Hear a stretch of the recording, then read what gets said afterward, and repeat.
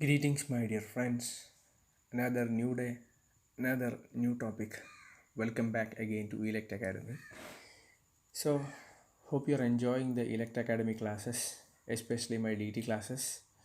If you have any queries with DT, many of you are clearing your doubts through WhatsApp. So, I request you to also to send any of your queries and doubts to me. I'll definitely be clearing.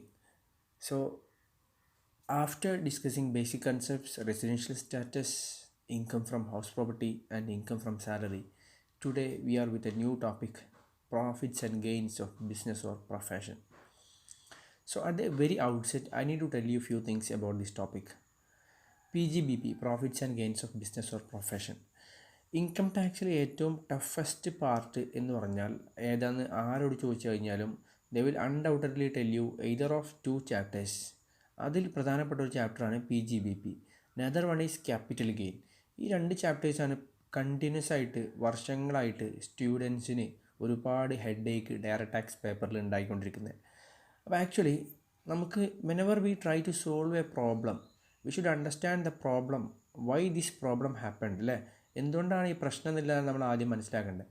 ഞാൻ മനസ്സിലാക്കിയെടുത്തോളം PGBP എന്നുള്ള ചാപ്റ്ററിൻ്റെ പ്രധാന പ്രശ്നം എന്ന് പറഞ്ഞാൽ it is lengthy as if like salary നമ്മൾ കണ്ട പോലെ തന്നെ സാലറി നമുക്ക് 3 പാർട്ടിൽ വീഡിയോസൊക്കെ ഉണ്ടായിരുന്നു.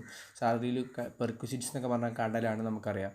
പക്ഷേ സാലറി നമുക്കറിയാം ലെങ്തിയാണ് ബട്ട് ഈസിയാണ് എന്ന് പറഞ്ഞാൽ വലിയ പ്രശ്നങ്ങളൊന്നുമില്ല ബട്ട് ഈസിയാണ്. ബട്ട് PGBP ഇതേപോലെ ലെങ്തിയാണ്, ഒന്നാമതായിട്ട് സാലറിനേക്കാൾ ലെങ്തിയാണ്. പക്ഷേ അത്ര ഈസി അല്ല, because it is more or less ഒരുപാട് അക്കൗണ്ട്സുമായിട്ടൊക്കെ ഒരുപാട് റിലേഷൻ ഉണ്ട്, ഒരുപാട് കാര്യങ്ങളുമായിട്ട് ബന്ധപ്പെട്ട റിലേഷൻ ഉണ്ട്. അതുപോലെ തന്നെ PGBP എന്നുള്ള കാര്യങ്ങളിൽ പറയുന്നത് ബിസിനസ്സും പ്രൊഫഷനുമായി ബന്ധപ്പെട്ട കാര്യങ്ങളാണ്. അത് ലോകത്തിലെ എല്ലാ ടൈപ്പ് ബിസിനസ്സും പ്രൊഫഷനുമായി ബന്ധപ്പെട്ട ഒരുപാട് കാര്യങ്ങൾ PGBP ഹെഡിൽ പറയുന്നുണ്ട്. അപ്പോൾ നമുക്കിത് അത്രത്തോളം അങ്ങ് ദഹിച്ചോളണമെന്നില്ല. But what I want to tell you is that നിങ്ങളിത് എന്താണ് PGBP ഹെഡ് കൊണ്ട് ഉദ്ദേശിക്കുന്നത്, അല്ലെങ്കിൽ എന്താണ് ഇൻകം ടാക്സിൻ്റെ മെയിൻ പർപ്പസ് എന്ന് നമ്മൾ ആദ്യം ഇതിൽ മനസ്സിലാക്കും. അങ്ങനെ മനസ്സിലാക്കിയിട്ട് നമ്മൾ ഈ പ്രൊവിഷൻ വായിക്കുമ്പോൾ U will get A what we say, നമുക്ക് എന്തുകൊണ്ടാണ് ഈ പ്രൊവിഷൻ ഇങ്ങനെ വന്നതെന്നില്ല നമുക്ക് എന്തുണ്ടാവും, ഒരു ക്ലാരിറ്റി ഉണ്ടാവും. ആ ഒരു ക്ലാരിറ്റി വെച്ച് തന്നെ നമുക്ക് സ്മൂത്തായിട്ട് എന്ത് ചെയ്യാൻ പറ്റും, ഈ ചാപ്റ്റർ കവറപ്പ് ചെയ്ത് പോകാൻ പറ്റും. So the first thing that I want to tell you is that ആരും മുൻകാല പരിചയം വെച്ച് പണ്ട് ഈ ചാപ്റ്ററിനെ കൈവച്ചപ്പോൾ നല്ല അടിപൊളിയായിട്ട് ഷോക്ക് അടിച്ചിട്ടുണ്ട് എന്ന പേടിയിൽ ആരും ഈ ചാപ്റ്ററിനെ അപ്രോച്ച് ചെയ്യല്ലേ. Be fresh, be confident, be with me, I will teach you PGBP. Okay, so that is the first word that I want to tell you. പിന്നെ ഒരുപാട് നമ്മൾ കുറച്ച് സ്പീഡിൽ പോകും, കുറച്ച് ഏരിയാസൊന്നും നമ്മൾ അങ്ങനെ എന്താ പറയുക 1 2 3 പറഞ്ഞ് പറയത്തൊന്നുമില്ല. പക്ഷേ എല്ലാ ഇമ്പോർട്ടൻറ്റ് ഏരിയാസും നമ്മൾ കവർ ചെയ്യും. മേജർ ക്വസ്റ്റ്യൻസൊക്കെ നമ്മൾ കവർ ചെയ്യും. ഇതുപോലെ നമ്മൾ സാലറിയിൽ ഓൾമോസ്റ്റ് 18 ക്വസ്റ്റ്യൻസ് മെറ്റീരിയലിലെ വലിയൊരു 90% ക്വസ്റ്റ്യൻസിൻ്റെ അടുത്തും നമ്മൾ എന്ത് ചെയ്തിട്ടുണ്ട് ഇല്ലൂസ്ട്രേഷൻസിലൊക്കെ. പിന്നെ ക്വസ്റ്റ്യൻസ് ഞാൻ നിങ്ങളോട് ചെയ്യാൻ പറഞ്ഞിട്ടുണ്ട്. എപ്പോൾ ആണെങ്കിലും ചെയ്തോ, നമ്മൾ പറഞ്ഞ മെയ് 3 ഡൗട്ട്സ് എല്ലാം ചോദിച്ചോ, ക്ലിയർ ചെയ്തോ, that is up to you. Okay, അപ്പോൾ വി ആർ സ്റ്റാർട്ടിങ്. PGBP നമുക്കറിയാം. PGBP സിമ്പിളായിട്ട് പറഞ്ഞു കഴിഞ്ഞാൽ നമ്മൾ ഇൻകം ഫ്രം ഹൗസ് പ്രോപ്പർട്ടിയിൽ നമ്മൾ എന്ത് ഇൻകമാണ് ടാക്സ് ചെയ്ത് ചോദിച്ചു കഴിഞ്ഞാൽ നമുക്ക് സംശയമില്ലാതെ പറയാൻ പറ്റും റെൻ്റൽ ഇൻകമാണ്. അതുപോലെ തന്നെ ഇൻകം ഫ്രം സാലറിയിൽ നമ്മൾ എന്ത് ഇൻകമാണ് ടാക്സ് ചെയ്ത് ചോദിച്ചു കഴിഞ്ഞാൽ നമുക്കറിയാം it is salary income of an employee. അപ്പോൾ എപ്പോഴാണ് സാലറി ഇൻകം ഒരാൾക്ക് ഉണ്ടാവുക, ഒരാളൊരു കമ്പനിയിൽ വർക്ക് ചെയ്യുമ്പോൾ. അതുപോലെ ഒരാൾക്ക് എപ്പോഴാണ് ഹൗസ് പ്രോപ്പർട്ടി ഇൻകം ഉണ്ടാവുക, ഒരാളൊരു ബിൽഡിംഗ് ഓൺ ചെയ്തിട്ട് റെൻറ്റിന് കൊടുക്കുമ്പോൾ. അതേപോലെ PGBP profits and gains of business or profession എന്നുള്ള ഹെഡിൽ എപ്പോഴാണ് ഒരാൾക്ക് ഇൻകം ഉണ്ടാവുക, എന്താണ് ഇതിൽ ടാക്സ് ചെയ്യുന്നത് ചോദിച്ചു കഴിഞ്ഞാൽ നമ്മളിവിടെ ആളുകൾ ഇൻകം ഉണ്ടാക്കാൻ വേണ്ടിയിട്ട് പ്രധാനമായിട്ട് ചെയ്യുന്നൊരു ഫോമാണ് എന്ന് പറഞ്ഞു കഴിഞ്ഞാൽ നമുക്ക് ജോലി ചെയ്യുക, അതുപോലെ നമുക്ക് എന്ത് ചെയ്യുക, ബിസിനസ് ചെയ്യുക. ഈ ബിസിനസ് ചെയ്യുന്ന സമയത്ത് നമുക്ക് എന്തുണ്ടാവും, പ്രോഫിറ്റ് ഉണ്ടാവും. ഈ പ്രോഫിറ്റ് ടാക്സ് ചെയ്യുന്ന ഹെഡാണ് ആക്ച്വലി PGBP. അപ്പോൾ PGBPയിൽ പ്രധാനമായിട്ടും 2 കാര്യങ്ങളിൽ നിന്നുള്ള പ്രോഫിറ്റാണ് ടാക്സ് ചെയ്യുന്നത്. ഫസ്റ്റ് വൺ എന്ന് പറഞ്ഞു കഴിഞ്ഞാൽ ബിസിനസ്സിലെ പ്രോഫിറ്റ്. ബിസിനസ് എന്ന് പറഞ്ഞാൽ നമ്മുടെ നാട്ടിലേക്ക് ഒരുപാട് പേർക്ക് പല രീതിയിലുള്ള ബിസിനസ് ഉണ്ട്. അപ്പോൾ ആ ബിസിനസ്സിൻ്റെ എക്സാമ്പിളൊന്നും ഞാൻ പറഞ്ഞു തന്നിട്ട്, business is an economic activity carried on by a person with an aim of making profit on a continuous basis എന്നൊക്കെ പറഞ്ഞിട്ട്. നിങ്ങൾ പണ്ട് കൊമേഴ്സ് പഠിച്ചവരാണെങ്കിൽ ബിസിനസ് സ്റ്റഡീസിലോ അല്ലെങ്കിൽ CA ഫൗണ്ടേഷൻ ലെവലിലൊക്കെ നിങ്ങൾക്ക് ഉണ്ടാവും പല ടോപ്പിക്കുകളിലായിട്ട്, ഇക്കണോമിക്സിലോ അല്ലെങ്കിൽ വേറെ പലയിടത്തൊക്കെ economic activity, non economic activity എന്നൊക്കെ പറഞ്ഞിട്ട്. അതെന്തോ ആയിക്കോട്ടെ, നമ്മൾ അതൊന്നും ഡീപ്പായിട്ട് പഠിക്കേണ്ട സമയമല്ല ഇത്. But make an understanding regarding the concept profit. ഇപ്പോൾ ഒരു ട്രസ്റ്റ് ഒരു ബിസിനസ്സാണോ? ഒരിക്കലല്ല. ട്രസ്റ്റ് ഒരു ബിസിനസ് അല്ല. കാരണം the main aim of trust is not to make a profit. Business ആകുമ്പോൾ അവരുടെ എയിം പ്രധാനമായിട്ടും എന്തായിരിക്കും, പ്രോഫിറ്റ് ആയിരിക്കും. ഈ പ്രോഫിറ്റ് ഉണ്ടാക്കാൻ വേണ്ടിയിട്ടാണ് അവരോട് ഒരുപാട് ആക്ടിവിറ്റീസ് എന്ത് ചെയ്യുന്നത്, ക്യാരി ചെയ്യുന്നത്. അപ്പോൾ ഈ ആക്ടിവിറ്റി ക്യാരി ചെയ്യുമ്പോൾ അവർക്ക് എന്തുണ്ടാവും, പ്രോഫിറ്റ് ഉണ്ടാവും. അപ്പോൾ ഈ പ്രോഫിറ്റാണ് നമ്മളെവിടെ ടാക്സ് ചെയ്യുക, PGBPയിൽ ടാക്സ് ചെയ്യുന്ന ഒരു പ്രോഫിറ്റ്. രണ്ടാമത്തെ പ്രോഫിറ്റ് എന്ന് പറഞ്ഞു കഴിഞ്ഞാൽ ഇൻകം ടാക്സ് പോയിന്റ് ഓഫ് വ്യൂവിൽ ബിസിനസ്സിനെ പോലെ ട്രീറ്റ് ചെയ്യുന്ന മറ്റൊരു കാര്യമാണ് എന്ത്, profession. So I will explain what is profession with your example it self. നമ്മുടെയൊക്കെ എക്സാമ്പിൾ വെച്ച് തന്നെ ഞാൻ എന്ത് ചെയ്യുക, പ്രൊഫഷൻ നിങ്ങൾക്ക് പറഞ്ഞുതരാം. Take the case of A charter accountant. നിങ്ങളുടെ കേസ് തന്നെ, നീ വേറെ ആരും കേസ് ഒന്നും എടുത്ത് നമ്മൾ പോകാൻ നിൽക്കണ്ട. നിങ്ങളുടെ കേസ് തന്നെ, you become a charter accountant. Very soon നിങ്ങളൊക്കെ ആകും, ആകാതിരിക്കില്ല. Okay, make the effort for the same. അതിന് വേണ്ടിയിട്ടുള്ള പണികളാണ് നിങ്ങൾ എടുക്കേണ്ടത്. ഉറപ്പായിട്ട് നിങ്ങളാവും, സംശയമൊന്നുമില്ല. അപ്പോൾ നിങ്ങളായിക്കഴിഞ്ഞാൽ you have two options. You can either go for employment, അല്ലേ? നിങ്ങൾക്ക് എന്ത് ചെയ്യുക, എംപ്ലോയ്മെൻറ്റ് പോവാം. എംപ്ലോയ്മെൻറ്റ് എന്ന് പറഞ്ഞാൽ നിങ്ങൾക്ക് ഒരു കമ്പനിയിൽ ജോലിക്ക് പോവാം. അപ്പോൾ ആ കമ്പനിയിൽ ജോലി പോകുമ്പോൾ ഫോർ എക്സാമ്പിൾ നിങ്ങൾ അവിടുത്തെ അസിസ്റ്റൻറ്റ് മാനേജർ ഫിനാൻസ് ആയിരിക്കും, അല്ലെങ്കിൽ നിങ്ങൾ അവിടുത്തെ ഫിനാൻസ് എക്സിക്യൂട്ടീവ് ആയിരിക്കും, അല്ലെങ്കിൽ നിങ്ങൾ അവിടുത്തെ മാനേജർ ഫിനാൻസ് ആയിരിക്കും. അങ്ങനെ നിങ്ങൾ ഒരുപാട് വർഷങ്ങൾ കഴിയുമ്പോൾ ചിലപ്പോൾ CFO ഒക്കെ ആവും കമ്പനിയുടെ. This is one option available to you, that is going for employment. അപ്പോൾ എംപ്ലോയ്മെൻറ്റ് പോയി കഴിഞ്ഞാൽ നിങ്ങൾക്ക് എന്തായിരിക്കും റെമ്യൂണറേഷൻ കിട്ടുക? നിങ്ങൾക്ക് പീരിയോഡിക്കായിട്ട് നിങ്ങളുടെ കമ്പനി നിങ്ങൾക്ക് എന്ത് ചെയ്യും, സാലറി തരും. ഈ സാലറി നമ്മൾ ഏത് ഹെഡിലാണ് ടാക്സ് ചെയ്യുക, ഇൻകം ഫ്രം സാലറി ടാക്സ് ചെയ്യും. അതുപോലെ like employment, another option available to you is you can set up your own practice in anywhere in India or outside India, അല്ലേ? നിങ്ങൾ എന്ത് ചെയ്തു, നിങ്ങളുടെ നാട് ഫോർ എക്സാമ്പിൾ കോട്ടയാണ്, അല്ലെങ്കിൽ എൻ്റെ നാട് പോലെ പെരിന്തൽമണ്ണയാണ്, അല്ലെങ്കിൽ മലപ്പുറമാണ്, അല്ലെങ്കിൽ കാലിക്കറ്റാണ്, വേറെ ഇറ്റ് മേ ബി. നിങ്ങൾ എന്ത് ചെയ്യും, നിങ്ങളുടെ ഓഫീസ് സെറ്റപ്പ് ചെയ്തു. ഓഫീസ് സെറ്റപ്പ് ചെയ്തിട്ട് നിങ്ങൾ എന്ത് ചെയ്തു എന്ന് വെച്ച് കഴിഞ്ഞാൽ, നിങ്ങൾ ഓഫീസ് സെറ്റപ്പ് ചെയ്ത് കഴിഞ്ഞാൽ നിങ്ങൾ ആരെ സെർവ് ചെയ്യുന്നത്, നിങ്ങളൊരു ഇപ്പോൾ നിങ്ങൾ കമ്പനിയിൽ എംപ്ലോയ്മെൻറ്റ് പോകുന്ന സമയത്ത് നിങ്ങൾ ആരെയാണ് സെർവ് ചെയ്യുന്നത്, അല്ലെങ്കിൽ ആർക്കാണ് സർവീസ് പ്രൊവൈഡ് ചെയ്യുന്നത്, നിങ്ങളുടെ എംപ്ലോയർക്കാണ്.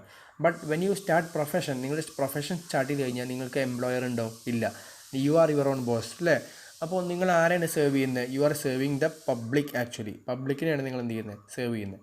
അങ്ങനെ നിങ്ങൾ എന്ത് ചെയ്യാണ്, പ്രാക്ടീസ് ചെയ്യുകയാണെങ്കിൽ നമ്മൾ പറയും നിങ്ങൾ ചെയ്യുന്നത് പ്രൊഫഷനാണ്. അല്ല, നിങ്ങൾ ചാർട്ടർ അക്കൗണ്ടൻ്റ് ആവുന്ന സമയത്ത് നിങ്ങൾ ചെയ്യുന്ന പ്രൊഫഷൻ തന്നെയാണ്, you are A professional. But income tax point of വ്യൂവിൽ അപ്പോൾ നിങ്ങൾ ആരല്ല, പ്രൊഫഷണൽ സർവീസ് ആണ് പ്രൊവൈഡ് ചെയ്യുന്നതെങ്കിലും നിങ്ങൾക്ക് കിട്ടുന്ന ഇൻകം സാലറി ഇൻകം ആയിട്ടാണ് നമ്മൾ എന്ത് ചെയ്യുക, കൺസിഡർ ചെയ്യുക. കാരണം നിങ്ങൾ സർവീസ് പ്രൊവൈഡ് ചെയ്യുന്ന ഒരു എംപ്ലോയർക്കാണ്. ബട്ട് നിങ്ങൾ മോർ ദാൻ വൺ പാർട്ടീസ് നിങ്ങൾ എന്ത് ചെയ്യണം, സർവീസ് പ്രൊവൈഡ് ചെയ്യാണ്. അങ്ങനെ സർവീസ് പ്രൊവൈഡ് ചെയ്യുകയാണ് എങ്കിൽ ആ ഒരു കേസിനെയാണ് നമ്മൾ എന്ത് പറയുക, പ്രൊഫഷൻ എന്ന് പറയുക. അപ്പോൾ പ്രൊഫഷന് മറ്റൊരു എക്സാമ്പിളാണ്, take the case of a doctor or architect can set up his own office and provide service to the public at mass. അങ്ങനെ പ്രൊവൈഡ് ചെയ്യുകയാണെങ്കിൽ അതെന്താണ്, പ്രൊഫഷണൽ ഇൻകമാണ് നമ്മുടെ ആർക്കിടെക്റ്റിന് കിട്ടുന്ന ഇൻകം.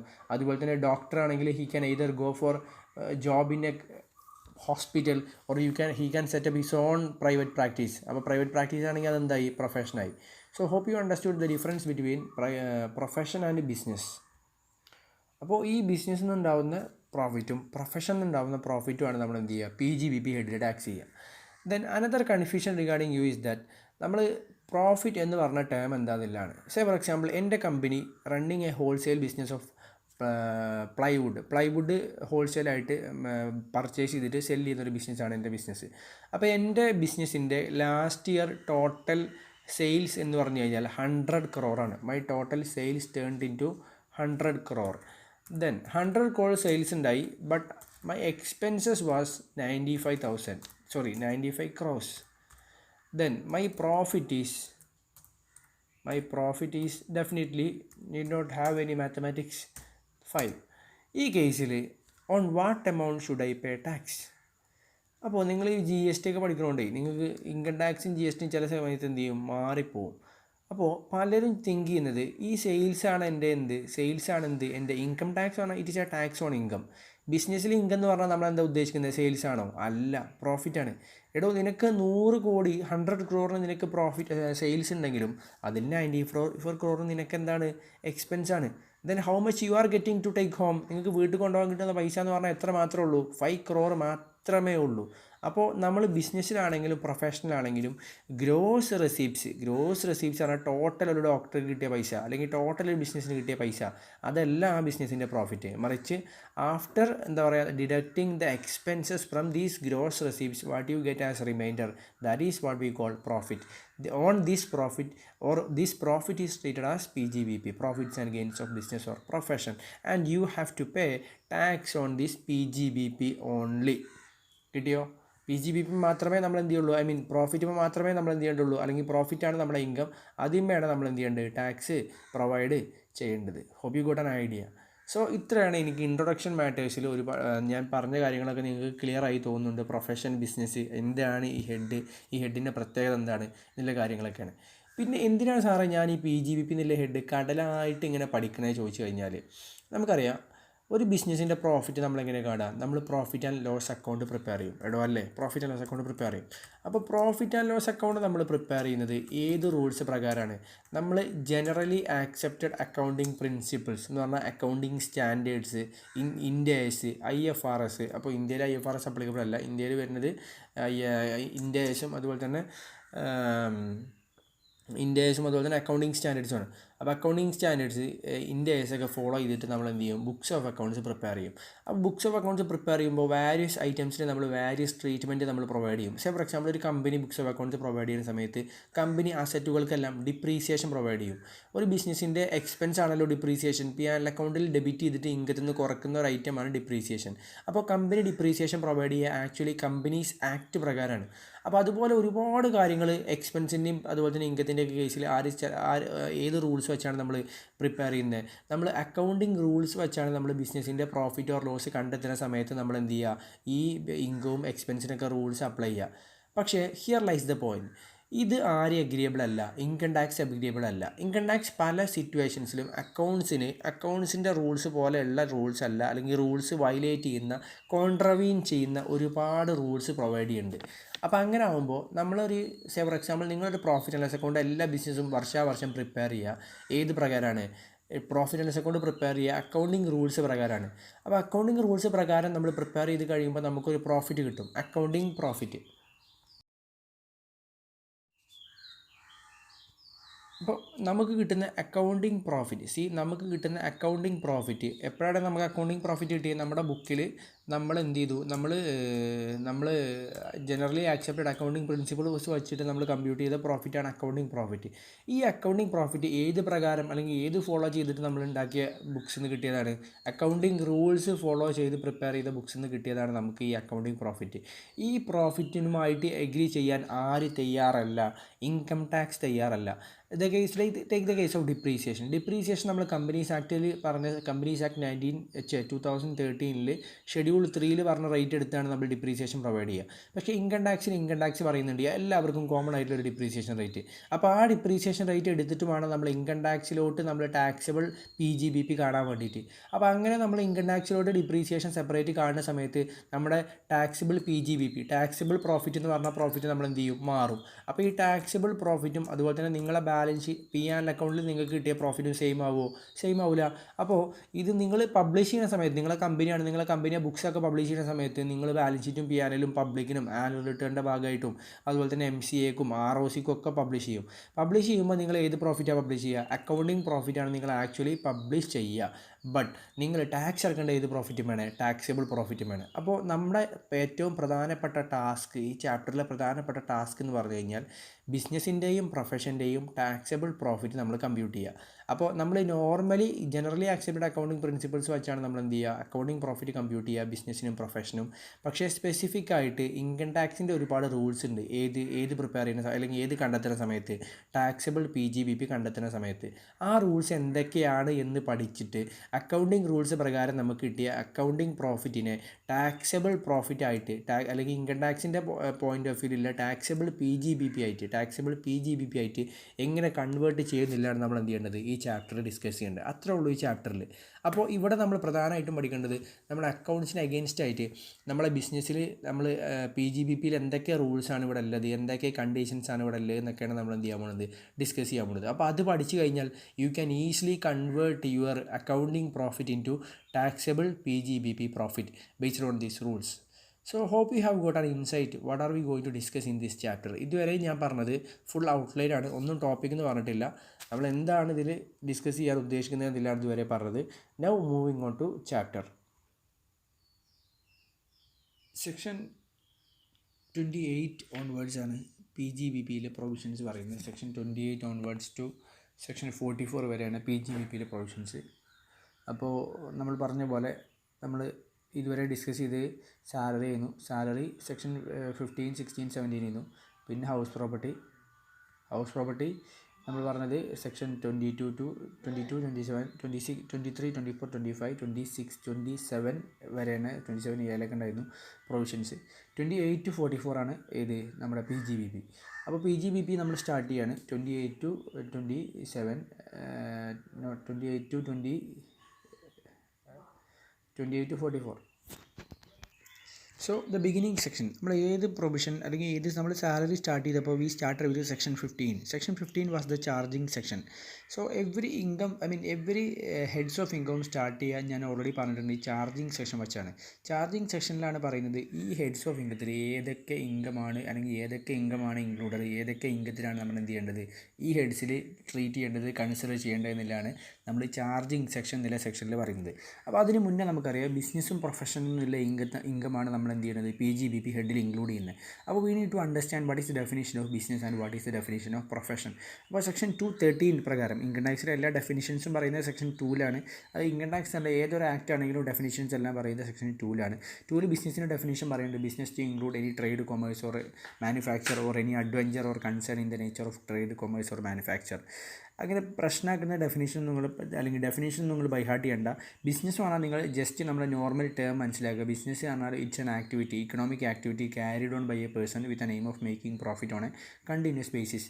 ഇങ്ങനത്തെ ആക്ടിവിറ്റീസിനാണ് നമ്മൾ എന്ത് പറയുക ബിസിനസ് എന്ന് പറയുക. ഇനി പ്രൊഫഷൻ എന്ന് പറഞ്ഞു കഴിഞ്ഞാൽ പ്രൊഫഷൻ ആക്ച്വലി ഒരു ഡെഫിനേഷൻ ഇൻകം ടാക്സിൽ പ്രൊവൈഡ് ചെയ്തിട്ടില്ല. But profession means an occupation which requires some degree of specialized knowledge and skill. Specialised നോളജും സ്കില്ലും വെച്ച് ചെയ്യേണ്ട ഒരു ഒക്യുപ്പേഷനെ അല്ലെങ്കിൽ ഒരു എൻഗേജ്മെൻറ്റിനെ പറയുന്ന പേരാണ് നമ്മളെന്ത് പ്രൊഫഷൻ. ഫോർ എക്സാമ്പിൾ ഇപ്പോൾ ഒരു ഫിലിം ആർട്ടിസ്റ്റ്, ഒരു സിനിമാറ്റോഗ്രാഫർ. ഇപ്പോൾ സിനിമാറ്റോഗ്രാഫർ നിങ്ങളൊരു മൊബൈൽ ഫോണിൽ സെൽഫി ക്യാമറ വെച്ച് ടിക്ടോക്ക് ചെയ്ത എക്സ്പീരിയൻസിൽ പോയിട്ട് നിങ്ങൾക്കൊരു മൂവി ഷൂട്ട് ചെയ്യാൻ പറ്റുമോ? പറ്റില്ല. Shooting A movie or becoming A cinematographer require specialised skill. അപ്പോൾ ആ സ്കില്ലുള്ള ആൾക്കേ അത് ചെയ്യാൻ പറ്റുള്ളൂ. അപ്പോൾ അതേപോലെ തന്നെ ആർക്കിടെക്റ്റ്, പണ്ട് വീട് വരച്ചു നോട്ട്ബുക്കിൽ നിന്നുള്ള എക്സ്പീരിയൻസിൽ നിങ്ങൾക്ക് ആർക്കിടെക്റ്റ് ആവാൻ പറ്റുമോ? പറ്റൂല. ആ വരച്ച പിന്നെ വല്ല കോഴിനെയും കയറ്റി പാർപ്പിക്കേണ്ടി വരില്ല, അല്ല ആ മനുഷ്യനെ എന്ത് ചെയ്യാൻ പറ്റത്തില്ല, അതിൽ താമസിക്കാൻ പറ്റില്ല. That will be the situation. അപ്പോൾ ഇത്രേ ഉള്ളൂ. പ്രൊഫഷൻ ആവണമെങ്കിൽ സ്പെഷ്യലൈസ്ഡ് സ്കില്ലും നോളജും നിങ്ങൾക്ക് എന്ത് ചെയ്യണം ഉണ്ടായിരിക്കണം. അപ്പോൾ അങ്ങനെയുള്ള ആളുകളെ മാത്രമേ നമ്മൾ എന്ത് ചെയ്യുള്ളൂ പ്രൊഫഷൻ എന്ന് പറയുള്ളൂ. അപ്പോൾ PGBP സ്റ്റാർട്ട് ചെയ്യുമ്പോൾ ബിസിനസ്സിൻ്റെയും പ്രൊഫഷൻ്റെയും ഇൻകമാണ് നമ്മൾ PGBPയിൽ വരിക. അപ്പോൾ ആദ്യം നമ്മൾ നിർബന്ധമായിട്ട് മനസ്സിലാക്കേണ്ടത് what is A business and what is A profession എന്നുള്ളതാണ്. ഓക്കെ. അപ്പോൾ ഈ പ്രൊഫഷന് അതിൽ ഡെലിവറി എക്സാമ്പിൾ ഫോർ എക്സാമ്പിൾ ഇപ്പോൾ ഒരു ഡോക്ടർ ഒരു പാസ്സായി ഡോക്ടർ ആയതിനു ശേഷം പുള്ളി എംപ്ലോയ്മെൻറ്റിന് വേണ്ടിയിട്ട് ഒരു ഹോസ്പിറ്റലിൽ കയറി കഴിഞ്ഞാൽ ഹീ ഈസ് നോട്ട് ഡൂയിങ് അല്ലെങ്കിൽ അയാൾക്ക് ഉണ്ടാവുന്ന ഇൻകല്ല പ്രൊഫഷണൽ ഇൻകല്ല. മറിച്ച് അയാൾ സെൽഫ് പ്രാക്ടീസ് ചെയ്യുമ്പോഴാണ് നമുക്ക് അയാൾക്ക് എന്തുണ്ടാവുക പ്രൊഫഷണൽ ഇൻകം ഉണ്ടാവുക. Likewise you have to understand. Okay. ബിസിനസ്സിൽ പിന്നെ വലിയ കൺഫ്യൂഷൻ ഉണ്ടാവില്ല, പ്രൊഫഷനിലായിരിക്കും മേജർ കൺഫ്യൂഷൻസ്. ഇനി ചാർജിങ് സെക്ഷൻ 28. ചാർജിങ് സെക്ഷൻ PGBPൻ്റെ ചാർജിങ് സെക്ഷൻ ഒരു ഇൻക്ലൂസീവ് സെക്ഷനാണ്. എന്ന് പറഞ്ഞാൽ നമ്മളെ ഹൗസ് പ്രോപ്പർട്ടി പോലെ കണ്ടീഷൻസ് പറഞ്ഞിട്ട് ഇതെല്ലാം ടാക്സ് ചെയ്യുന്നല്ല പറയുന്നത്. ഈ ഇൻകങ്ങളെല്ലാം PGBP ആയിട്ട് ടാക്സ് ചെയ്യുന്നതിലൊരു വലിയൊരു ലിസ്റ്റാണ് ആക്ച്വലി പ്രൊവൈഡ് ചെയ്യുന്നത്. ഏതുപോലെ ഇൻകത്തിൻ്റെ ഡെഫിനേഷനൊക്കെ പോലെ. അപ്പോൾ ഞാനിതെല്ലാം കവർ ചെയ്യാനൊന്നും പോകുന്നില്ല, മേജറായിട്ടുള്ള എല്ലാ കാര്യങ്ങളൊന്നും പറഞ്ഞു പോകുന്നേ ഉള്ളൂ. ഓക്കെ. അപ്പോൾ ഏതൊക്കെ following are the incomes chargeable under these heads എന്നാണ് സെക്ഷൻ 28 പറയുന്നത്. അതിൽ പ്രധാനപ്പെട്ട ഫസ്റ്റ് വണ്ണാണ് PGBP. PGBP പറഞ്ഞാൽ profits and gains of business or profession. ബിസിനസ്സിൻ്റെയും പ്രൊഫഷൻ്റെയും പ്രോഫിറ്റ് നമ്മൾ ഏത് ഹെഡിലാണ് ടാക്സ് ചെയ്യുക? PGBP ഹെഡിലാണ് ടാക്സ് ചെയ്യുക. ഇനി compensation or other payment received or due for modification of the any terms in contract or termination of agency or modification of any terms in contract എന്ന് പറഞ്ഞാൽ ഒരു എഗ്രിമെൻറ്റിലെ മോഡിഫിക്കേഷൻ അല്ലെങ്കിൽ എഗ്രിമെൻറ്റിലെ ക്ലോസുകൾ നമ്മൾ മോഡിഫൈ ചെയ്തപ്പോൾ നമുക്ക് വല്ല കോമ്പൻസേഷൻ കിട്ടി. അല്ലെങ്കിൽ ഒരു ഏജൻസി കോൺട്രാക്റ്റ് നമ്മൾ എന്ത് ചെയ്തു? ടെർമിനേറ്റ് ചെയ്തു. ഇപ്പോൾ നമ്മളൊരു കമ്പനിയുടെ ഏജൻ്റ് ആയിരുന്നു. അപ്പോൾ നമ്മൾ ആ ഏജൻ്റായിട്ട് കമ്പനി റിമൂവ് ചെയ്തു. ഏജൻസി കോൺട്രാക്റ്റ് അല്ലെങ്കിൽ നമ്മുടെ ഏജൻസി കോൺട്രാക്റ്റിലെ വല്ല ടേംസും അവർ ആൾട്ടർ ചെയ്തു. ആ ആൾട്ടർ ചെയ്ത സമയത്ത് നമുക്ക് വല്ല കോമ്പൻസേഷൻ തന്നു കഴിഞ്ഞാൽ നമുക്കതെന്താണ്? ഇൻകമാണ്. അതേപോലെ തന്നെ നമ്മളെ ബിസിനസ്സുമായി ബന്ധപ്പെട്ട കോൺട്രാക്റ്റുകൾ മോഡിഫൈ ചെയ്യുകയോ അതുപോലെ തന്നെ എഗ്രിമെൻറ്റ് നമ്മൾ എന്ത് ചെയ്തു ക്യാൻസൽ ചെയ്യുകയോ ചെയ്യുന്ന സമയത്ത് നമുക്ക് വല്ല പേയ്മെൻറ്റ് അവർ തരുന്നുണ്ടെങ്കിൽ അതൊക്കെ നമുക്ക് എന്താണ്? ഇൻകമാണ്. ആ ഇൻകങ്ങളൊക്കെ നമ്മൾ ഏത് ഹെഡിൽ ടാക്സ് ചെയ്യുക? PGBP ഹെഡിൽ ടാക്സ് ചെയ്യുക. പിന്നെ അതുപോലെ തന്നെ നമ്മൾ ഈ ചാമ്പർ ഓഫ് കൊമേഴ്സ് എന്നൊക്കെ പറഞ്ഞിട്ട് നമ്മൾ പ്രൊഫഷണൽ അല്ലെങ്കിൽ ട്രേഡ് അസോസിയേഷൻസ് ഒക്കെ നമുക്കറിയില്ല, വ്യാപാരി വ്യവസായ യൂണിയൻ എന്നൊക്കെ പറഞ്ഞിട്ട്. അതെ, അങ്ങനത്തെ യൂണിയനോ പ്രൊഫഷനോ വേണ്ടിയിട്ട് നമ്മൾ വല്ല സർവീസ് പ്രൊവൈഡ് ചെയ്തിട്ട് അവർ നമുക്ക് ഇൻകം തരികയാണെങ്കിൽ അതും നമ്മൾ എന്താ ചെയ്യുക? PGBP ഹെഡിൽ ടാക്സ് ചെയ്യുക. പിന്നെ incentives received or receivable by assessee carrying on export ബിസിനസ്സുമായി ബന്ധപ്പെട്ട് നമുക്ക് ഒരുപാട് കാര്യങ്ങൾ നമുക്ക് കിട്ടുന്ന ചില ഇൻകംസ് ഇതുപോലെ ഇമ്പോർട്ട് എൻ്റർടൈൻമെൻറ്റ്സ്, അതുപോലെ തന്നെ ക്യാഷ് അസിസ്റ്റൻസ്, എക്സൈസ് റീപെയ്ഡ് എന്ന് പറഞ്ഞാൽ ഇതൊക്കെ കസ്റ്റംസ് ആക്ടിലെ ടേംസാണ്. You will get a clarity regarding all these things when you do your final and study IDT paper. IDT GST പാർട്ടിലാണ് നിങ്ങൾക്ക് കസ്റ്റംസ് ആക്ട് പഠിക്കാനുണ്ടാവുക ഫോർ യുവർ ഫൈനൽസ്. ആ സമയത്ത് you will get a clarity. അപ്പോൾ ഇതൊക്കെ എടുത്തുകൊണ്ട് നമ്മൾ സെല്ല് ചെയ്യുകയാണെങ്കിൽ അതിൽ നിന്ന് കിട്ടുന്ന ഇൻകം എന്തെങ്കിലാണ് PGBP ഇൻകമാണ്. പിന്നെ അതുപോലെ തന്നെ പ്രൊഫഷനുമായി ബന്ധപ്പെട്ട് അല്ലെങ്കിൽ ബിസിനസ്സുമായി ബന്ധപ്പെട്ട് നമുക്ക് വല്ല പെർക്വിസിറ്റും കിട്ടുകയാണെങ്കിൽ, ഫോർ എക്സാമ്പിൾ ഇപ്പോൾ നിങ്ങളൊരു ബിസിനസ്മാനാണ്, നിങ്ങളായിരുന്നു ഈ വർഷത്തെ ടോപ്പ് പെർഫോമർ. അപ്പോൾ നിങ്ങളുടെ ബിസിനസ്സിൽ നിങ്ങൾക്ക് ടോപ്പ് പെർഫോമർ ആയതിൻ്റെ പേരിൽ നിങ്ങൾക്ക് എന്ത് കിട്ടി, ഒരു വലിയൊരു ഗിഫ്റ്റ് കിട്ടി, ഒരു കാറ്. അപ്പോൾ ഈ കാർ ആക്ച്വലി ഒരു ഗിഫ്റ്റാണ്, പെർക്വിസിറ്റാണ്. ആ പെർക്വിസിറ്റ് ഏതുമായി ബന്ധപ്പെട്ട് വിസിറ്റ് ചെയ്തതാണ്, നിങ്ങളുടെ ബിസിനസ്സുമായി ബന്ധപ്പെട്ട് കിട്ടിയതാണ്. അപ്പോൾ ആ പെർക്വിസിറ്റ് നമ്മൾ സെക്ഷൻ 28 പറയുന്നുണ്ട് സ്പെസിഫിക്കലായിട്ട്. അത് നമ്മൾ ഏത് ഹെഡിൽ ടാക്സ് ചെയ്യുക, PGBP ഹെഡിലാണ് ടാക്സ് ചെയ്യുക. Then sum due or received by a partner from a firm, interest, salary, bonus, commission, whatever it may be എന്ന് പറഞ്ഞാൽ ഒരു പാർട്ട്ണർഷിപ്പിൽ നിന്നും അയാൾക്ക് കിട്ടുന്ന ഇൻട്രസ്റ്റ്, സാലറി, ബോണസ്, കമ്മീഷൻ, അങ്ങനെ എന്ത് പേയ്മെൻറ്റ് ആയിക്കോട്ടെ അതെല്ലാം അയാളുടെ കയ്യിൽ അയാൾക്ക് ഇൻകാണ്. ഫോർ എക്സാമ്പിൾ നിങ്ങളൊരു പാർട്ട്ണർഷിപ്പിലെ പാർട്ണറാണ്, നിങ്ങൾക്ക് ആ പാർട്ട്ണർഷിപ്പിൽ നിന്ന് സാലറി, ഇൻട്രസ്റ്റ്, ബോണസൊക്കെ കിട്ടുന്നുണ്ട്. ഇതെന്ന് പറഞ്ഞു കഴിഞ്ഞാൽ നിങ്ങളെ ഇൻകാണ്. അപ്പോൾ നിങ്ങൾക്ക് ഇത് ഏത് ഹെഡിൽ ടാക്സ് ചെയ്യുന്ന ഇൻകം ചോദിച്ചു കഴിഞ്ഞാൽ സെക്ഷൻ 28 സ്പെസിഫിക്കലി പറയുന്നുണ്ട് ഇതെല്ലാം PGBP ആണ്. So you might be thinking, നിങ്ങൾക്ക് സാലറി പാർട്ട്ണർഷിപ്പിൽ നിന്ന് കിട്ടിക്കഴിഞ്ഞാൽ ഇത് ആക്ച്വലി സാലറി ഇൻകം അല്ലേ, അതേപോലെ ബോണസ്, കമ്മീഷനൊക്കെ കിട്ടിക്കഴിഞ്ഞാൽ ഇത് IFOs അല്ലേ എന്ന് നിങ്ങൾക്കൊരു ഡൗട്ട് ഉണ്ടാവും. അതിൽ എക്സ്പ്ലെയിൻ വിത്ത് യു. നിങ്ങൾ ഇന്ത്യൻ പാർട്ണർഷിപ്പ് ആക്ട് 1932 ക്ലിയർ ആയിട്ട് മനസ്സിലാക്കിയിട്ടുണ്ടെങ്കിൽ അവിടെ, അല്ലെങ്കിൽ നിങ്ങൾ പാർട്ണർഷിപ്പ് അക്കൗണ്ട്സ് ഒക്കെ നമുക്ക് ഒരുപാട് സ്ഥലത്ത് പഠിക്കാണ്ട്, ഈവൻ ഫോർ യുവർ ഇൻ്റർ നിങ്ങൾക്ക് പാർട്ണർഷിപ്പ് പഠിക്കാണ്ട് അല്ലേ. പാർട്ണർഷിപ്പിൻ്റെ ഒരു പിന്നെ ഫൗണ്ടേഷൻ നിങ്ങൾ പഠിച്ചു, ഇൻ്റർ അക്കൗണ്ട്സിൽ നിങ്ങൾക്ക് ഗ്രൂപ്പ് 2 പഠിക്കാണ്ട്, പാർട്ണർഷിപ്പ് ഡിസൊല്യൂഷൻ, പാർട്ണർഷിപ്പ് അമാൽഗമേഷൻ എന്നൊക്കെ പറഞ്ഞിട്ട്. എനിവേ, പാർട്ണർഷിപ്പിൽ നമ്മൾ പ്രോഫിറ്റ് ഉണ്ടെങ്കിൽ മാത്രമേ പാർട്ട്നേഴ്സിന് റെമ്യൂണറേഷൻ കൊടുക്കാൻ പറ്റുകയുള്ളൂ. പ്രോഫിറ്റ് ഇല്ലെങ്കിൽ പാർട്ട്നേഴ്സിന് നമ്മൾ എന്ത് ചെയ്യാൻ പറ്റത്തില്ല, റെമ്യൂണറേഷൻ കൊടുക്കാൻ പറ്റത്തില്ല. അപ്പോൾ പാർട്ട്ണർഷിപ്പിൻ്റെ പ്രോഫിറ്റാണ് actually interest, salary, bonus, commission എന്നൊക്കെ പറഞ്ഞിട്ട് പാർട്ട്നേഴ്സിന് എന്ത് ചെയ്യുന്നത്, സ്പ്ലിറ്റ് ചെയ്ത് കൊടുക്കുന്നത്. ബിസിനസ്സിന് അല്ലെങ്കിൽ പാർട്ട്ണർഷിപ്പിന് പ്രോഫിറ്റ് ഉണ്ടാകുമ്പോഴേ ഇതെല്ലാം കൊടുക്കാൻ പറ്റുള്ളൂ. If the partnership is not having any profit then all these payment cannot be made to a partner. പാർട്ട്ണർക്ക് എന്ത് ചെയ്യാൻ പറ്റില്ല. അപ്പോൾ പാർട്ട്ണർക്ക് ഇൻട്രസ്റ്റ്, സാലറി, ബോണസ് എന്നൊക്കെ പറഞ്ഞ് കൊടുക്കുന്ന പേയ്മെൻറ്റ് പ്രോഫിറ്റിൽ നിന്നാണ് ആക്ച്വലി കൊടുക്കുന്നത്. ഇനി അങ്ങനെ ഒരു പേയ്മെൻറ്റ് കൊടുത്തിട്ടില്ലായിരുന്നുവെങ്കിൽ ആ പ്രോഫിറ്റുകളൊക്കെ പ്രോഫിറ്റ് ഷെയർ ആയിട്ട് ആർക്ക് കിട്ടുമായിരുന്നു, പാർട്ട്ണർക്ക് കിട്ടുമായിരുന്നു. അപ്പോൾ ശരിക്കും പറഞ്ഞാൽ പാർട്ട്ണർക്ക് കിട്ടേണ്ട പ്രോഫിറ്റ് ഷെയർ പേര് മാറിയിട്ട് ഇൻട്രസ്റ്റ്, സാലറി, ബോണസ് എന്നൊക്കെ പറഞ്ഞിട്ടാണ് ആർക്ക് കിട്ടുന്നത്, പാർട്ട്ണർക്ക് കിട്ടുന്നത്. അതുകൊണ്ടാണ് ഇത് എന്ന് പറഞ്ഞാൽ പാർട്ട്ണർക്ക് അപ്പോൾ കിട്ടുന്ന സമയത്ത് ഇതെന്താണ് ആക്ച്വലി പ്രോഫിറ്റ് ഷെയർ ആണ്. പ്രോഫിറ്റ് ഷെയർ എന്ന് പറഞ്ഞാൽ ഏത് പ്രോഫിറ്റ് ഷെയർ, ബിസിനസ്സിൻ്റെ പ്രോഫിറ്റ് ഷെയർ.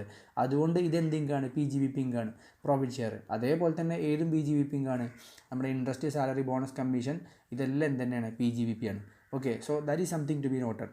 ഇനി sum received as a part of agreement for, നമ്മൾ ഒരു എഗ്രിമെൻറ്റിലെത്തി. എന്തിനാ വെച്ചാൽ നമ്മൾ ബിസിനസ്സുമായി ബന്ധപ്പെട്ട് നമ്മൾ നോൺ പ്രാക്ടീസിങ് എഗ്രിമെൻറ്റ് അല്ലെങ്കിൽ എന്താ പറയുക, നോൺ കോമ്പീറ്റിംഗ് എഗ്രിമെൻ്റ് എന്നൊക്കെ കേട്ടിട്ടില്ലേ. എന്ന് പറഞ്ഞാൽ ഒരു എഗ്രിമെൻറ്റിലെത്തി, അപ്പോൾ ആ എഗ്രിമെൻറ്റ് പ്രകാരം നിങ്ങളുടെ പ്രത്യേക ഏരിയയിൽ നിങ്ങൾ എന്ത് ചെയ്യില്ല, നിങ്ങൾ വർക്ക് ചെയ്യൂല, അല്ലെങ്കിൽ ബിസിനസ് സെറ്റപ്പ് ചെയ്യൂല, അല്ലെങ്കിൽ നിങ്ങളുടെ പാറ്റൻറ്റോ കോപ്പിറൈറ്റോ ട്രേഡ് മാർക്കോ ഷെയർ ചെയ്യൂല. അങ്ങനെ ആ രീതിയിലൊരു എഗ്രിമെൻറ്റ് എത്തിക്കഴിഞ്ഞാൽ ആ എഗ്രിമെൻറ്റിൽ എത്താൻ വേണ്ടി നിങ്ങൾക്ക് കിട്ടുന്ന പൈസയൊക്കെ എന്താണ്, PGBP ആണ്. പിന്നെ കീമൻ ഇൻഷുറൻസ് പോളിസി നിങ്ങൾക്ക് എന്താണെന്ന് അറിയുമെന്ന് ഞാൻ വിചാരിക്കുന്നു. കീമൻ ഇൻഷുറൻസ് പോളിസി പറഞ്ഞാൽ നമ്മുടെ കമ്പനിയിൽ ആക്റ്റീവായിട്ട് അടിപൊളിയായിട്ട് വർക്ക് ചെയ്യുന്ന ഒരു എംപ്ലോയിയുടെ ലൈഫിൻ്റെ പേരിൽ നമ്മൾ എടുക്കുന്ന ഇൻഷുറൻസ് പോളിസിയാണ് കീമൻ ഇൻഷുറൻസ് പോളിസി. അത് അയാൾ തട്ടിപ്പോയി കഴിഞ്ഞാൽ അയാൾക്കും നമുക്കും പൈസ കിട്ടും. അപ്പോൾ നമ്മുടെ ബിസിനസ്സിലാണല്ലോ അയാൾ വർക്ക് ചെയ്തത്. അപ്പോൾ നമുക്ക് കിട്ടിയ പോർഷൻ നമ്മൾ ഏത് ഹെഡിലാണ് ടാക്സ് ചെയ്യുക, PGBP ഹെഡിലാണ് നമ്മൾ എന്ത് ചെയ്യുക, ടാക്സ് ചെയ്യുക. പിന്നെ അതുപോലെ തന്നെ ഏതെങ്കിലും ഇൻവെൻട്രി എടുത്തിട്ട് നമ്മൾ എന്ത് ചെയ്തു, ക്യാപിറ്റൽ അസറ്റ് ആയിട്ട് മാറ്റി കഴിഞ്ഞാൽ inventory converted into capital asset, അതും നമ്മൾ എന്തായിട്ടാണ് ടാക്സ് ചെയ്യുക, PGBP ആയിട്ടാണ് ടാക്സ് ചെയ്യുക. I will explain what it is. Then next, fair market value of inventory on its conversion as capital asset. For example ഞാനൊരു furniture ഡീലറാണ്. അപ്പോൾ ഫേർണിച്ചർ ഡീലർ ആവുന്ന സമയത്ത് എൻ്റെ സ്റ്റോക്ക് ഇൻ ട്രേഡ് എന്ന് പറഞ്ഞാൽ ഇൻവെൻട്രി എന്ന് പറഞ്ഞാൽ ഫേർണിച്ചറാണ്. അപ്പോൾ ഞാൻ എൻ്റെ ഫേർണിച്ചറുകൾ വാങ്ങും, ഫേർണിച്ചറുകൾ വിൽക്കും. I M dealing in furnitures.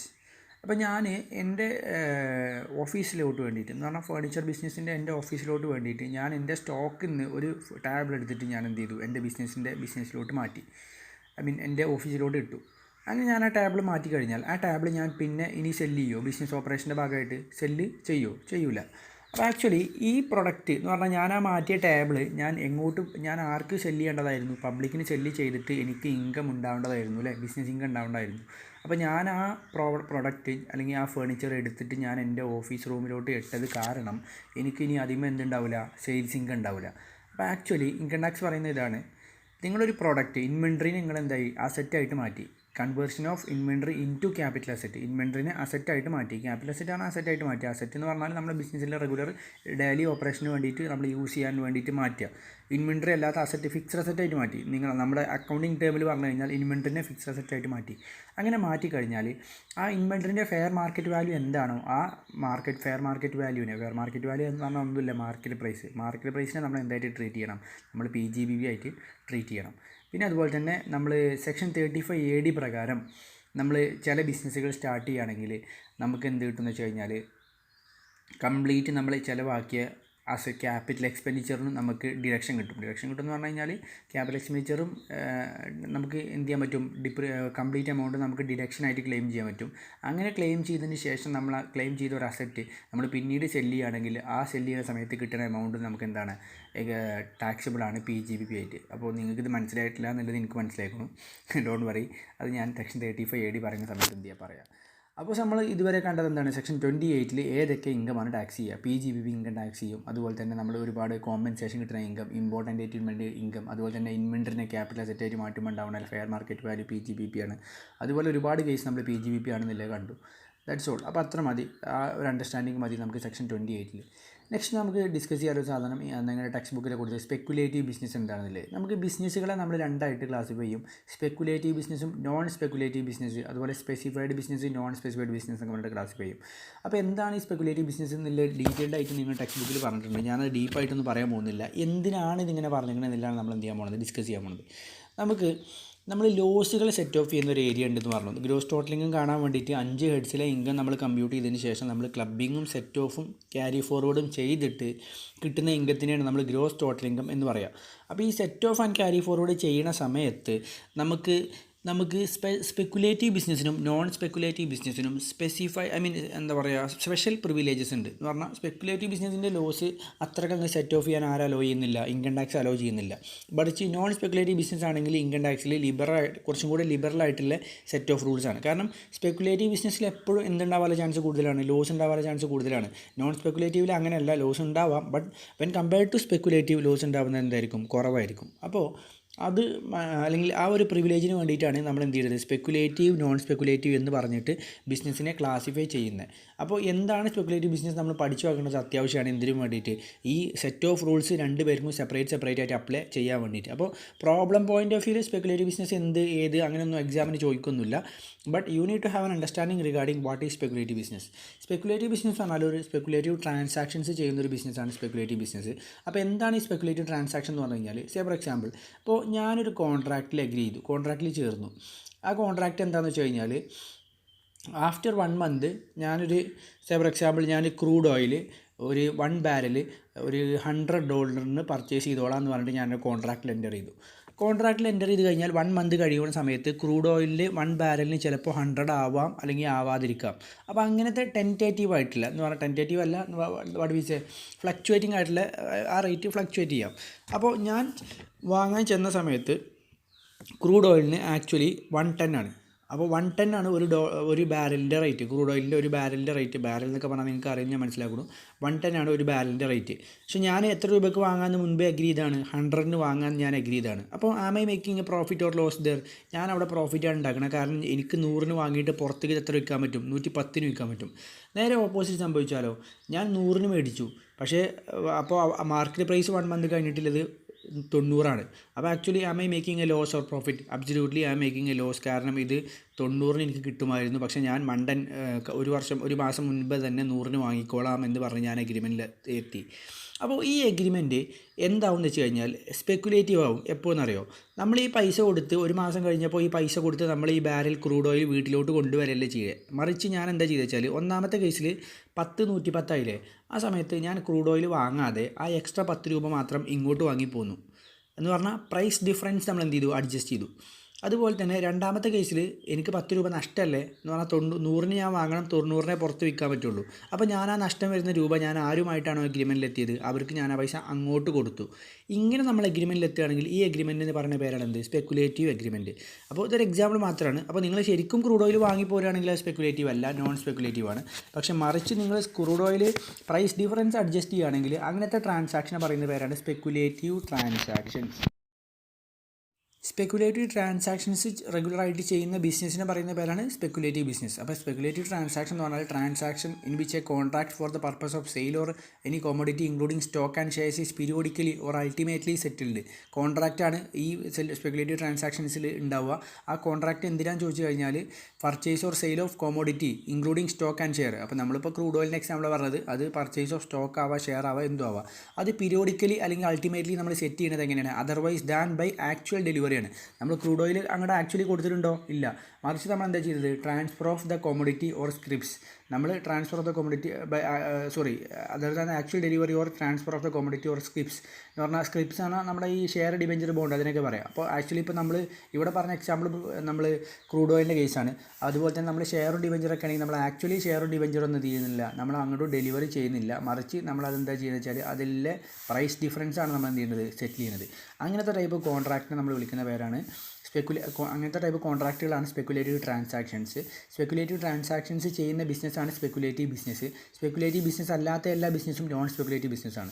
പിന്നെ നമ്മുടെ സ്പെക്കുലേറ്റീവ് ബിസിനസ്സിൻ്റെ ഡെഫിനിഷൻ പറയുന്ന സ്ഥലത്ത് പറയുന്നുണ്ട് ട്രാൻസാക്ഷൻസ് ഏതൊക്കെ സ്പെക്കുലേറ്റീവ് അല്ല എന്നുള്ളത് ക്ലിയർ ആയിട്ട് എന്ത് ചെയ്യുന്നുണ്ട്? പറയുന്നുണ്ട്. അത് ജസ്റ്റ് നിങ്ങളൊന്ന് വായിച്ചാൽ മതി. ഹെഡ്ജിങ് എന്നൊക്കെ പറഞ്ഞാൽ നമ്മൾ ലോസ് റെഡ്യൂസ് ചെയ്യാൻ വേണ്ടിയിട്ട് എൻ്റർ ചെയ്യുന്ന കോൺട്രാക്റ്റുകൾ പറയുന്ന പേരാണ് ഹെഡ്ജിങ് കോൺട്രാക്റ്റ്. അപ്പോൾ ഈ ഹെഡ്ജിങ് ഒന്നും നിങ്ങൾ പേടിക്കേണ്ട. നിങ്ങൾക്ക് ഫൈനൽ ലെവലിൽ SFM പേപ്പറിൽ സ്ട്രാറ്റജിക് ഫിനാൻഷ്യൽ മാനേജ്മെൻറ്റ് എന്നുള്ള പേപ്പറുണ്ട്. അതിൽ കംപ്ലീറ്റ് ഹെഡ്ജിങ് പഠിക്കാറില്ല. ഡോണ്ട് വറി, ദാറ്റ് ടൈം നിങ്ങൾ എന്ത് ചെയ്യും? ഹെഡ്ജിങ് അടിപൊളിയായിട്ട് പഠിക്കും. ബട്ട് ജസ്റ്റ് ഒരു അണ്ടർസ്റ്റാൻഡിങ് ഉണ്ടാക്കുക ഹെഡ്ജിങ് കോൺട്രാക്റ്റ്. സോ അപ്പോൾ സ്പെക്കുലേറ്റീവ് ബിസിനസ്സിന് സ്പെഷ്യൽ ട്രീറ്റ്മെൻറ്റാണ് ഇൻകം ടാക്സിൽ when compared to non speculative business. പിന്നെ ഫൈൻ.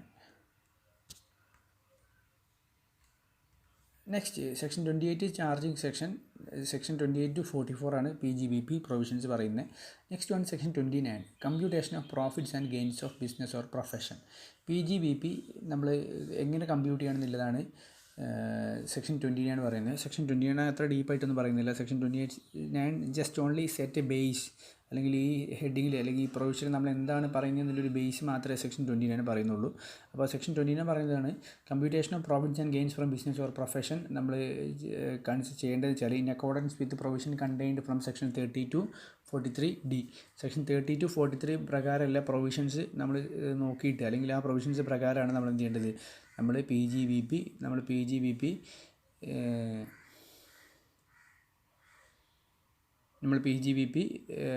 കമ്പ്യൂട്ട് ചെയ്യേണ്ടത്. അപ്പോൾ സെക്ഷൻ 30 to 43D വരെ നമ്മൾ എന്തെല്ലാമാണ് നമ്മൾ പ്രധാനമായിട്ടും നമ്മൾ എന്തെല്ലാം പ്രൊവിഷൻസാണ് ഇൻകം ടാക്സിൽ ബ്രോഡായിട്ട് പറയുന്നത് എന്നുള്ളത് നമ്മളിവിടെ ഗ്രാഫായിട്ട് നമ്മൾ പ്രസൻറ്റ് ചെയ്തിട്ടുണ്ട്. PGBP കമ്പ്യൂട്ട് ചെയ്യുന്ന സമയത്ത് നമുക്ക് അഡ്മിസിബിൾ ഡിഡക്ഷൻസ് ഉണ്ട്. അഡ്മിസിബിൾ ഡിഡക്ഷൻ എന്ന് പറഞ്ഞു കഴിഞ്ഞാൽ അലോ ചെയ്യുന്ന ഡിഡക്ഷൻസ് എന്ന് പറഞ്ഞാൽ നമ്മളിപ്പോൾ ഒരു PGBP ഇൻകം കാണുന്ന സമയത്ത് നമുക്ക് ഇൻകം ഉണ്ട് അല്ലേ? ഇൻകത്തിന് നമുക്ക് ഒരുപാട് എക്സ്പെൻസ് ഉണ്ട്. ഈ എക്സ്പെൻസിനെ നമുക്ക് ഇൻകം ടാക്സ് നമുക്ക് എന്ത് ചെയ്യും? അലോ ചെയ്യും. ഏതിൽ നിന്നും ഡിഡക്റ്റ് ചെയ്യാൻ വേണ്ടിയിട്ട്? ഇൻകത്തിൽ നിന്നും ലെസ് ചെയ്യാൻ വേണ്ടിയിട്ട്. അങ്ങനെ ഇൻകത്തിൽ നിന്നും എക്സ്പെൻസ് ഡിഡക്റ്റ് ചെയ്തിട്ട് ബാലൻസിൽ എമൗണ്ടാണ് നമ്മൾ എന്ത്? Taxable PGBP, taxable profit. അപ്പോൾ ഈ ടാക്സബിൾ PGBP അല്ലെങ്കിൽ പ്രോഫിറ്റ് കാണാൻ വേണ്ടിയിട്ട് അലോ ചെയ്യുന്ന അല്ലെങ്കിൽ ഇൻകത്തിൽ നിന്ന് മൈനസ് ചെയ്യാൻ വേണ്ടിയിട്ട് നമ്മൾ അനുവദിക്കുന്ന എക്സ്പെൻസിനെ പറയുന്ന പേരാണെന്ത്? Admissible deductions. അപ്പോൾ നമ്മൾ അക്കൗണ്ട്സിൽ എക്സ്പെൻസ് പറയുന്ന സാധനം ഇൻകം ടാക്സിലോട്ട് വരുമ്പോൾ എന്തായി? അഡ്മിസിബിൾ ഡിഡക്ഷനായി. ഇനി അഡ്മിസിബിൾ ഡിഡക്ഷൻ്റെ ഓപ്പോസിറ്റ് ആണെന്ത്? Inadmissible deductions. ഈ എക്സ്പെൻസുകളെ നമുക്ക് എന്ത് ചെയ്യാൻ പറ്റില്ല? മൈനസ് ചെയ്യാൻ വേണ്ടിയിട്ട് ആരും അലോ ചെയ്യൂല, ഇൻകം ടാക്സ് അലോ ചെയ്യൂല. അങ്ങനത്തെ ഐറ്റത്തിന് പറഞ്ഞ പേരാണെന്ത്? Inadmissible deductions. അപ്പോൾ അഡ്മിസിബിൾ ഡിഡക്ഷൻ ഉണ്ട്, ഇൻഅഡ്മിസിബിൾ ഡിഡക്ഷൻസ് ഉണ്ട്. അപ്പോൾ അഡ്മിസിബിൾ ഡിഡക്ഷൻസ് ഇൻകം ടാക്സിൽ പറയുന്ന സെക്ഷൻ 30 to 37 വരെയാണ്.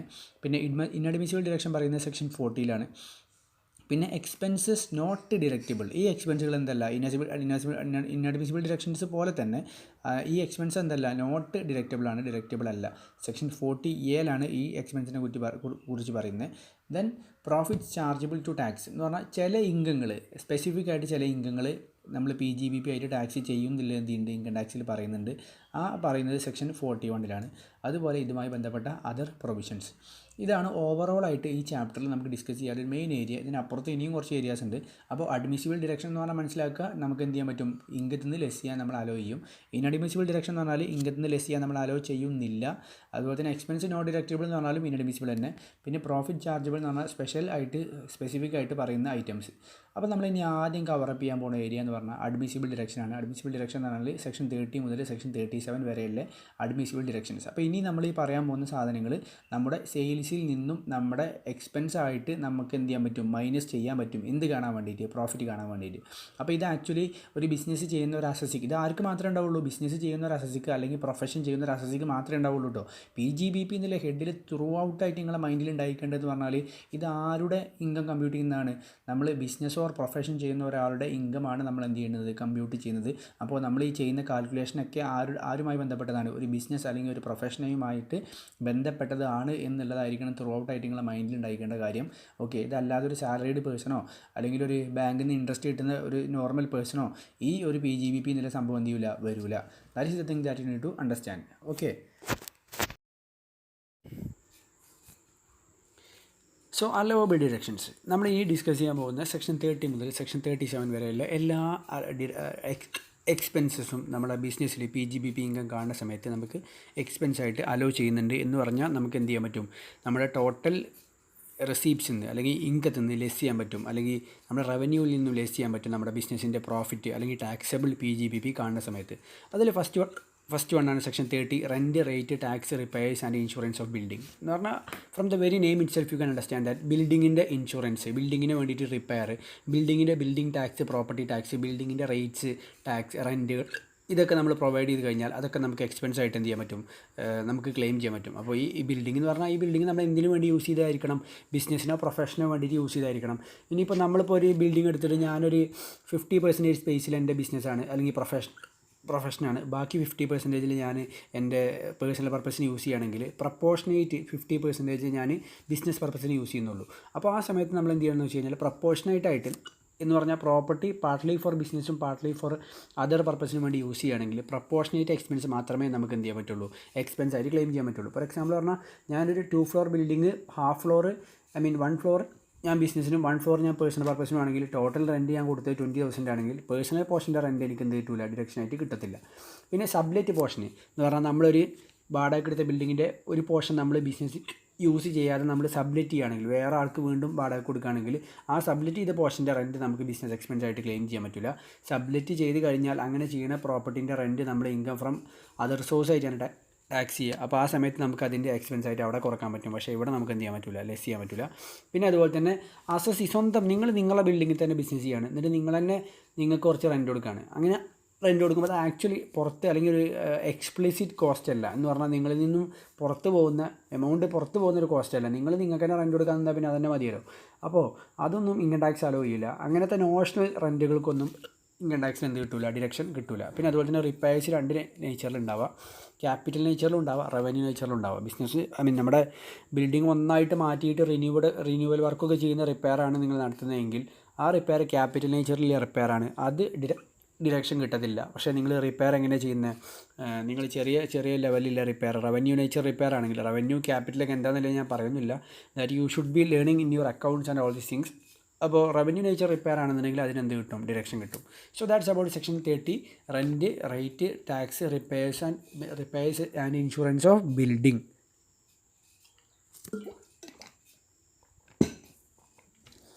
Next section 31, repairs and insurance of machinery and plant and furniture. അപ്പോൾ ഇതുവരെ നമ്മൾ പറഞ്ഞ ബിൽഡിങ്ങിൻ്റെ കേസാണെങ്കിൽ സെയിം സംഭവങ്ങൾ ആരുടെ കേസിൽ, പ്ലാന്റ് അതുപോലെ തന്നെ ഫേർണിച്ചർ, മെഷീനറിൻ്റെ കേസിൽ. ഇതുവരെ ബിൽഡിങ്ങിൻ്റെ റിപ്പയർ, ഇൻഷുറൻസ്, റെൻറ്റൊക്കെ ആയിരുന്നു. ഇനി നമ്മൾ പറയാൻ പോകുന്നത് ആരുതാണ്, മെഷീനറിൻ്റെ, പ്ലാനിൻ്റെ, ഫേർണിച്ചറിൻ്റെ.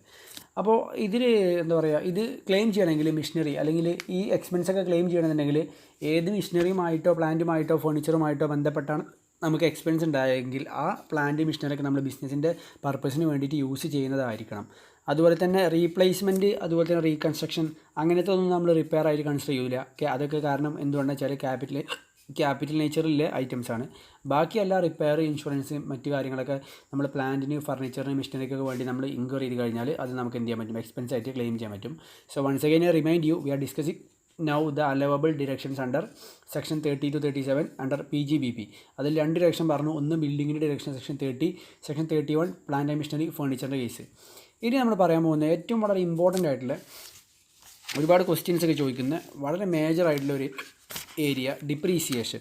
അപ്പോൾ at the very outset, being A CA intermediate student, you must be able to understand what is depreciation.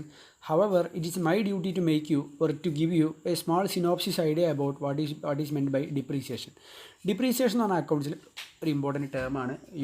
ഡിപ്രീസിയേഷൻ്റെ case എന്ന് പറഞ്ഞു കഴിഞ്ഞാൽ, അല്ലെങ്കിൽ ഡിപ്രീസിയേഷൻ എന്താണ് എന്ന് പറഞ്ഞു കഴിഞ്ഞാൽ, when you purchase an asset for the first time for your business, നമ്മളത് ഒരു സ്പെസിഫിക് പീരിയഡിലോട്ട് യൂസ് ചെയ്യാൻ വേണ്ടിയിട്ടാണ് നമ്മൾ ആ അസറ്റ് പർച്ചേസ് ചെയ്യുക. അപ്പോൾ ഫോർ എക്സാമ്പിൾ നമ്മളൊരു 10 വർഷത്തേക്ക് വേണ്ടി യൂസ് ചെയ്യാൻ വേണ്ടിയിട്ടാണ് ആ അസറ്റ് വാങ്ങിയതെങ്കിൽ, ഈ 10 വർഷവും ത്രൂ ഔട്ട് ഈ അസറ്റിന് ഒരേ വാല്യൂ അല്ല ഉണ്ടായിരിക്കുക. ഓരോ വർഷങ്ങൾ കഴിയുമ്പോഴേക്കും വെയർ ആൻഡ് ടിയറും ഡ്യൂ ടു യൂസേജ് ഈ അസറ്റിൻ്റെ വാല്യൂ എന്ത് ചെയ്യും, കുറയും ഗ്രാജുവലി. അങ്ങനെ കുറയുന്നതിന് പറയുന്ന പേരാണ് depreciation. Depreciation is the value of decrease in or depreciation amount of decrease in the value of an asset. ഒരു ഫിക്സ്ഡ് അസറ്റിൻ്റെ വാല്യൂവിൽ ഉണ്ടാവുന്ന ഡിക്രീസിനെ പറയുന്ന പേരാണ് ഡിപ്രീസിയേഷൻ. ഡിപ്രീസിയേഷൻ ഒരു ബിസിനസ്സിൻ്റെ എക്സ്പെൻസ് ആണ്. അപ്പോൾ എക്സ്പെൻസ് എന്ന് പറയുമ്പോൾ നോർമലി നമ്മൾ പ്രോഫിറ്റ് ആൻഡ് ലോസ് അക്കൗണ്ടിൽ ഡിപ്രീസിയേഷൻ എക്സ്പെൻസ് ആയിട്ട് എന്ത് ചെയ്യും, എഴുതും. അപ്പോൾ എഴുതി കഴിഞ്ഞാൽ അത് നോർമലി നമ്മൾ പ്രോഫിറ്റ് കാണുമ്പോൾ ഇൻകത്തിൽ നിന്ന് കുറക്കുന്ന ഒരു ഐറ്റമായി വരും. അപ്പോൾ നമുക്കറിയാം ഡിപ്രീസിയേഷൻ കാണാൻ ഒരുപാട് മെത്തേഡ് ഉണ്ട്. നമ്മൾ ലോയർ ക്ലാസ്സസിലൊക്കെ പഠിച്ചിട്ടുണ്ട്. SLM method, WD method, sum of USDT method, production hour rate method, അതുപോലെ തന്നെ number of units purchase method, അങ്ങനെ ഒരുപാട് മെത്തേഡ്സ് പഠിച്ചിട്ടുണ്ട്. അപ്പോൾ എനിവേ ഇതൊക്കെ നമ്മൾ അക്കൗണ്ട്സിൽ ഫോളോ ചെയ്യുന്ന മെത്തേഡും കാര്യങ്ങളൊക്കെയാണ്. പക്ഷേ income tax has got very clear cut idea. Income ടാക്സിന് വളരെ ക്ലിയർ ആയിട്ടുള്ള ഐഡിയ ഉണ്ട് എങ്ങനെയാണ് ഇൻകം ടാക്സിൽ ഡിപ്രീസിയേഷൻ കൊടുക്കേണ്ടതെന്നില്ല. അപ്പോൾ നിങ്ങൾ അക്കൗണ്ട്സിൽ നിങ്ങൾ എന്ത് ഡിപ്രീസിയേഷൻ കൊടുത്തോ, that is not allowed by whom, income tax department. അപ്പോൾ ഇൻകം ടാക്സ് ഡിപ്പാർട്ട്മെൻറ്റ് പറയുകയാണ് എങ്ങനെയാണ് ഇൻകം ടാക്സ് പോയിൻ്റ് ഓഫ് വ്യൂവിൽ നിങ്ങളുടെ ടാക്സബിൾ PGBP കാണുമ്പോൾ, ബിസിനസ്സിൻ്റെ നെറ്റ് പ്രോഫിറ്റ് അല്ല, ടാക്സബിൾ PGBP ടാക്സ് കാണാൻ വേണ്ടിയിട്ടുള്ള പ്രോഫിറ്റ് നിങ്ങൾ കാണുന്ന സമയത്ത് എങ്ങനെ ഡിപ്രീസിയേഷൻ പ്രൊവൈഡ് ചെയ്യണം, ഏത് മെത്തേഡിൽ ഡിപ്രീസിയേഷൻ പ്രൊവൈഡ് ചെയ്യണം, എത്ര റേറ്റിൽ ഡിപ്രീസിയേഷൻ പ്രൊവൈഡ് ചെയ്യണം എന്നൊക്കെ പറയുന്ന വളരെ ഇമ്പോർട്ടൻ്റ് ആയിട്ടുള്ള സെക്ഷനാണ് സെക്ഷൻ 32 ഡിപ്രീസിയേഷൻ. ഡിപ്രീസിയേഷൻ പ്രൊവൈഡ് ചെയ്യാൻ ദർ ആർ സം കണ്ടീഷൻസ്. നിങ്ങൾക്കൊരു ഡിപ്രീസിയേഷൻ എക്സ്പെൻസ് ആയിട്ട് നിങ്ങളുടെ ബുക്സ് ഓഫ് അക്കൗണ്ട്സിൽ PGBP കാണുന്ന സമയത്ത് ക്ലെയിം ചെയ്യണമെങ്കിൽ you should be the owner of that asset. ആ പ്രോപ്പർട്ടിയുടെ ഏത് പ്രോപ്പർട്ടിമേയാണോ നമ്മൾ ഡിപ്രീസിയേഷൻ പ്രൊവൈഡ് ചെയ്യുന്നത്, ഏത് അസറ്റിമേയാണോ ഡിപ്രീസിയേഷൻ പ്രൊവൈഡ് ചെയ്യുന്നത്, ആ അസറ്റിൻ്റെ ഓണർ ആരായിരിക്കണം, നിങ്ങളായിരിക്കണം. ഹോളി ആവാം അല്ലെങ്കിൽ ആരാവാം, പാർട്ട്ലി ആവാം. അപ്പോൾ പാർട്ട്ലി ആണെന്നുണ്ടെങ്കിൽ ആ അസറ്റിൻ്റെ ടോട്ടൽ ഡിപ്രീസിയേഷൻ കണ്ടിട്ട് അതിൽ എത്രയാണോ നിങ്ങൾക്ക് ഓണർഷിപ്പ് ഉള്ളത് ആ ഷെയർ മാത്രമേ നിങ്ങൾക്ക് എന്തായിട്ട് കിട്ടുള്ളൂ, ഡിപ്രീസിയേഷൻ കിട്ടുള്ളൂ. ഓക്കെ, അപ്പോൾ ഹോളി ഓർ പാർട്ട്ലി നമ്മൾ എന്തായിരിക്കണം, asset should be the owner of the property. Then first കണ്ടീഷനായിട്ട് പറയുന്നത് എന്താ വെച്ചാൽ the asset should be used for the purpose of his business or profession. എടാ നിൻ്റെ വീട്ടിൽ ചുമ്മാ ഇട്ടുകൊണ്ടിരിക്കുന്ന പ്രോപ്പർട്ടിക്കൊന്നും ബിസിനസ്സിൽ ഡിപ്രീസിയേഷൻ എന്ത് ചെയ്യാൻ പറ്റത്തില്ല, ക്ലെയിം ചെയ്യാൻ പറ്റില്ല. അപ്പോൾ എക്സാമ്പിൾ പറഞ്ഞാൽ ഇപ്പോൾ ഐ ഹാവ് 2 cars, ഞാൻ ഒന്ന് എൻ്റെ ബിസിനസ്സിന് യൂസ് ചെയ്യേണ്ടതെന്ന്, ഒന്ന് എൻ്റെ വീട്ടിൽ ഞാൻ പേഴ്സണൽ പർപ്പസിന് യൂസ് ചെയ്യുന്നതാണ്. അപ്പോൾ അങ്ങനെയാണെങ്കിൽ പേഴ്സണൽ പർപ്പസിന് യൂസ് ചെയ്യുന്ന ആ കാറിന് ഡിപ്രീസിയേഷൻ എന്ത് ചെയ്യാൻ പറ്റത്തില്ല, ക്ലെയിം ചെയ്യാൻ പറ്റില്ല. Because there is A condition that the property or the asset must be used for the purpose of business. ഈ 2 കണ്ടീഷൻസും സാറ്റിസ്ഫൈ ചെയ്യുകയാണെങ്കിലാണ് നമ്മൾ ഡിപ്രീസിയേഷൻ ഒരു അസറ്റിന് എന്തായിട്ട് കൊടുക്കുക, എക്സ്പെൻസ് ആയിട്ട് അലോ ചെയ്യുക. ഇനി ഡിപ്രീസിയേഷൻ ഇൻകം ടാക്സ് അലോ ചെയ്യുന്ന 2 മെത്തേഡ് ഓഫ് ഡിപ്രീസിയേഷനാണ് ജനറലി ഉള്ളത്. ഒന്നാമത്തെ മെത്തേഡ് പറഞ്ഞാൽ SLM മെത്തേഡ്, രണ്ടാമത്തെ മെത്തേഡ് എന്ന് പറഞ്ഞാൽ WDU മെത്തേഡ്. അപ്പോൾ SLM മെത്തേഡ് എന്താണ്, WDU മെത്തേഡ് എന്താണെന്നില്ലൊക്കെ ഐ ഹോപ്പ് യു അണ്ടർസ്റ്റാൻഡ്. പക്ഷേ ഫോർ എക്സാമ്പിൾ എൻ്റെ ഒരു അസറ്റിൻ്റെ കോസ്റ്റ് എന്ന് പറഞ്ഞാൽ 10,000 ആണ്. ഡിപ്രീസിയേഷൻ ഇപ്പോൾ ഞാൻ SLM മെത്തേഡിലാണ് പ്രൊവൈഡ് ചെയ്യുന്നത്. എൻ്റെ ഡിപ്രീസിയേഷൻ്റെ പെർസെൻറ്റേജ് എന്ന് പറഞ്ഞാൽ 10% ആണെങ്കിൽ ഞാൻ എന്താ ചെയ്യുകയെന്ന് വെച്ച് കഴിഞ്ഞാൽ എല്ലാ വർഷവും ഞാൻ ഫിക്സ്ഡ് എമൗണ്ട് ആയ 1000ൻ്റെ 10% 100 ഞാൻ എന്ത് ചെയ്യും, ഡിപ്രീസിയേഷൻ പ്രൊവൈഡ് ചെയ്യും. അങ്ങനെ 100 എല്ലാ വർഷവും വന്നു കഴിഞ്ഞാൽ 10 വർഷം ആകുമ്പോഴേക്ക് ഈ അസറ്റിൻ്റെ വാല്യൂ എന്താവും, 0 ആവും. ഇതാണ് നമ്മുടെ ഏത് മെത്തേഡ്, SLM മെത്തേഡ്. ഇനി ആസ് അഗെയിൻസ്റ്റ് ദിസ് നമ്മൾ WDU മെത്തേഡാണ് ഫോളോ ചെയ്യുന്നതെങ്കിൽ നമ്മൾ എന്താ ചെയ്യുക, ഫസ്റ്റ് 1000 ഇൻറ്റു 10% കാണും, അപ്പോൾ 100 കിട്ടും. പിന്നെ നമ്മൾ എന്ത് ചെയ്യുമെന്ന് വെച്ച് കഴിഞ്ഞാൽ അതിൻ്റെ ബുക്ക് WDB കാണും. WDB എന്ന് പറഞ്ഞാൽ ആ വർഷത്തെ അസറ്റിൻ്റെ കോസ്റ്റ് മൈനസ് ഡിപ്രീസിയേഷൻ. അപ്പോൾ നമുക്ക് കിട്ടി WDB 900 കിട്ടി. ഇനി ആ WDB വേണം നമ്മൾ എന്ത് ചെയ്യുക, ഡിപ്രീസിയേഷൻ കാണുക. എന്ന് പറഞ്ഞാൽ എല്ലാ വർഷവും റെഡ്യൂസിങ് ബാലൻസ് മെത്തേഡിൽ ഡിപ്രീസിയേഷൻ എന്തായിക്കൊള്ളുന്നില്ല, എന്തായിക്കോണം ഒരിക്കലും ഉണ്ടാവില്ല, സെയിം ആവില്ല. ഡിപ്രീസിയേഷൻ എന്ത് ചെയ്യും, കുറഞ്ഞു വരും. അപ്പോൾ ഇതൊക്കെ നിങ്ങൾക്ക് അറിയാം, WD മെത്തേഡും SLM മെത്തേഡും ഇതിലൊക്കെ ഞാൻ എക്സ്പെക്ട് ചെയ്യുന്നു.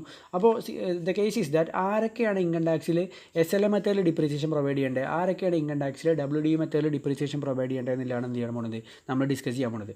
അപ്പോൾ please make an understanding that business of generation അല്ലെങ്കിൽ generation and distribution of power, business of generation എന്ത് ജനറേറ്റ് ചെയ്യുന്ന, പവർ ജനറേറ്റ് ചെയ്യുന്ന ബിസിനസ്സിലാണെങ്കിൽ distribution business of generation of power, അല്ലെങ്കിൽ പവർ എന്ന് പറഞ്ഞാൽ electricity, business of generation of power അല്ലെങ്കിൽ or generation distribution of power generate ചെയ്തിട്ട് ഡിസ്ട്രിബ്യൂട്ട് ചെയ്യുന്ന ബിസിനസ്സിലാണെങ്കിൽ. അപ്പോൾ പവർ വെറും ഡിസ്ട്രിബ്യൂട്ട് ചെയ്യുന്ന ബിസിനസ് ആണെങ്കിൽ ഇവിടെ ഇൻക്ലൂഡഡ് ആണോ, അല്ല കേട്ടോ.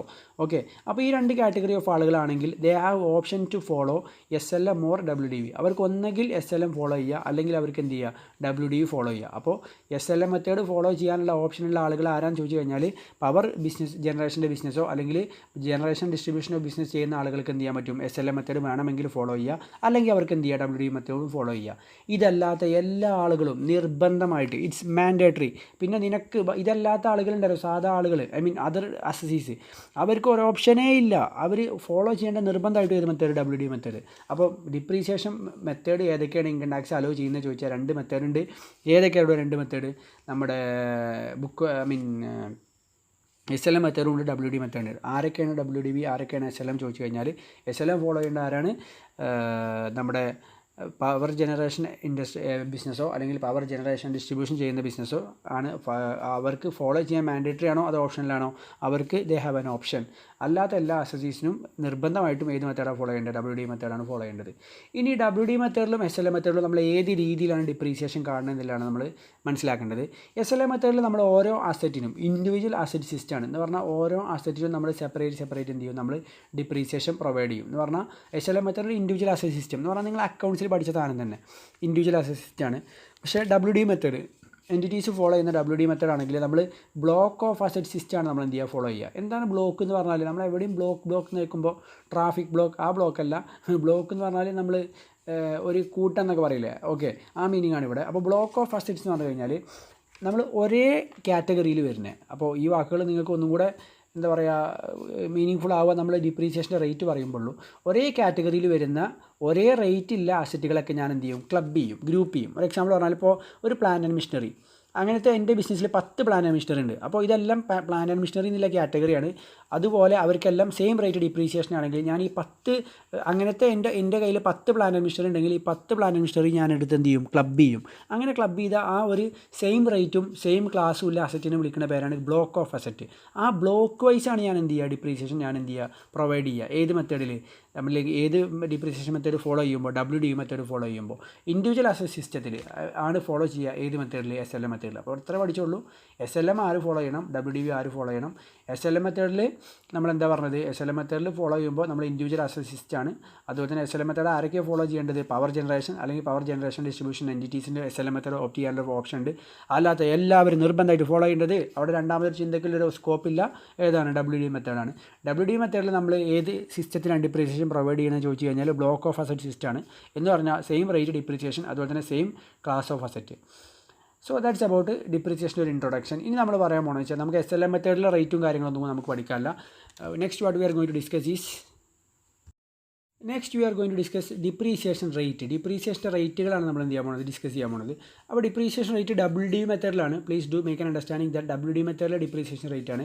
നമുക്ക് SLM മെത്തേഡിലെ ഡിപ്രീസിയേഷൻ റേറ്റും കാര്യങ്ങളും നമുക്ക് കവർ ചെയ്യുന്നില്ല. WD മെത്തേഡിലെ ഡിപ്രീസിയേഷൻ റേറ്റാണ് നമ്മൾ എന്ത് ചെയ്യാൻ പോകുന്നത്, ഡിസ്കസ് ചെയ്യാൻ പോകുന്നത്. അപ്പോൾ WD മെത്തേഡിൽ നമ്മൾ അസറ്റുകളെ നമ്മൾ പറഞ്ഞു ബ്ലോക്ക് ഓഫ് അസറ്റ് സിസ്റ്റം ആണെന്നാണ് പറഞ്ഞത്.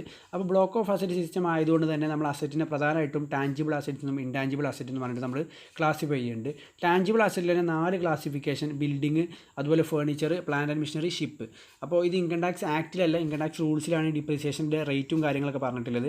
അപ്പോൾ അത് ഞാൻ എന്താ പറയുക ഡീറ്റെയിൽഡ് ആയിട്ട് പറയുന്നൊന്നുമില്ല. പക്ഷേ ഞാൻ ഈ പറയുന്ന ഐറ്റംസിൻ്റെ എല്ലാ ഡിപ്രീസിയേഷൻ റേറ്റ് എങ്കിലും നിങ്ങൾ എന്ത് ചെയ്യണം, മൈൻഡിൽ മെമ്മറൈസ് ചെയ്ത് വെക്കണം. Because otherwise you will be having problem in examination. Okay, അപ്പോൾ നമ്മൾ ആദ്യം പറയാൻ പോകുന്നത് ടാഞ്ചിബിൾ അസറ്റിലെ ഒന്നാമത്തെ ക്ലാസ് 1 ആയിട്ടുള്ള ബിൽഡിംഗ് ആണ്. ബിൽഡിങ്ങിൽ 3 റേറ്റ് ഡിപ്രീസിയേഷൻ ഉള്ളത്. ബിൽഡിംഗ് റെസിഡൻഷ്യൽ ബിൽഡിംഗ് ആണ്. ഇപ്പോൾ എക്സാമ്പിൾ പറഞ്ഞാൽ എൻ്റെ ബിൽഡിംഗ് എന്ന് പറഞ്ഞാൽ എൻ്റെ സ്റ്റാഫിനൊക്കെ താമസിക്കാനുള്ള സ്റ്റാഫ് ക്വാർട്ടേഴ്സ് ടൈപ്പ് ബിൽഡിംഗ് ആണെങ്കിൽ ആ ബിൽഡിങ്ങിൻ്റെ ഡിപ്രീസിയേഷൻ എന്ന് പറഞ്ഞാൽ 5% ആണ്. ഇനി അതല്ലാത്ത ബിൽഡിംഗ്, ഫാക്ടറി, ഓഫീസ് പർപ്പസിനുള്ള ബിസിനസ്സിൻ്റെ ബിൽഡിങ്ങിൻ്റെ ഡിപ്രീസിയേഷൻ എന്ന് പറഞ്ഞാൽ 10%. ഇനി ടെമ്പററി സ്ട്രക്ചർ, ഹട്ട്, അങ്ങനത്തെ ടെമ്പററി ആയിട്ടുള്ള വുഡൻ സ്ട്രക്ചർ അങ്ങനത്തെ വല്ലതും ഉണ്ടെന്നുണ്ടെങ്കിൽ ബിൽഡിങ്ങുമായി ബന്ധപ്പെട്ട സാധനങ്ങളാണ് ഈ 40%. അപ്പോൾ ഇപ്പോഴേ പഠിച്ചു പോവുക. ബിൽഡിംഗ് എന്ന് പറഞ്ഞാൽ റെസിഡൻഷ്യൽ ആണെങ്കിൽ ഡിപ്രീസിയേഷൻ കുറച്ച് കുറവ്, കാരണം അത് ഒന്നും കൂടെ ലാസ്റ്റിംഗ് ആയിരിക്കും. ഫാക്ടറി ആകുമ്പോൾ പൊട്ടലും ചീറ്റലും വൈബ്രേഷനും അതുപോലെ സയൻറ്റിഫിക് ഇഫക്റ്റൊക്കെ വന്ന് പെട്ടെന്ന് എന്ത് ചെയ്യും, ബിൽഡിംഗ് പോകും. അപ്പോൾ ഡിപ്രീസിയേഷൻ ഒന്നും കൂടെ കൂടുതലാണ്. എത്ര? 10. അപ്പോൾ 5-10. ടെമ്പററി സ്ട്രക്ചർ ആണെങ്കിൽ ഒന്നും നോക്കേണ്ട, എത്ര? 40%. ഇനി furniture and fittings. Furniture and ഫിറ്റിങ്സിൽ ഒറ്റ പെർസെൻറ്റേജ് 10%. ഇനി അടുത്ത കാറ്റഗറിയാണ് plant and machinery. Plant and machinery ആണ് ഇൻകം ടാക്സ് ഡിപ്രീസിയേഷൻ്റെ റേറ്റ് നമ്മൾ പഠിക്കുന്ന സമയത്ത് ഏറ്റവും കൂടുതൽ ഐറ്റംസിലെ കാറ്റഗറി. അതിൽ മോട്ടോർ കാർ എന്ന് പറഞ്ഞാൽ നമുക്കറിയാം, നമ്മളെ വാഹനങ്ങൾ 4 വീലർ ആവട്ടെ, ചെറുതാവട്ടെ വലുതാവട്ടെ എല്ലാ ടൈപ്പ് വാഹനങ്ങളും ലോറി അങ്ങനെ സാധനങ്ങളൊക്കെ വരും. Motor car used for higher പറഞ്ഞാൽ വാടകയ്ക്ക് ഓടുന്ന മോട്ടോർ കാറാണെങ്കിൽ, പിന്നെ വാടകയ്ക്ക് ഓടാത്ത വാടകയ്ക്കല്ലാതെ സാധാ ആവശ്യങ്ങൾക്ക് വേണ്ടി ഓടുന്ന മോട്ടോർ കാറുണ്ട്. ഓക്കെ,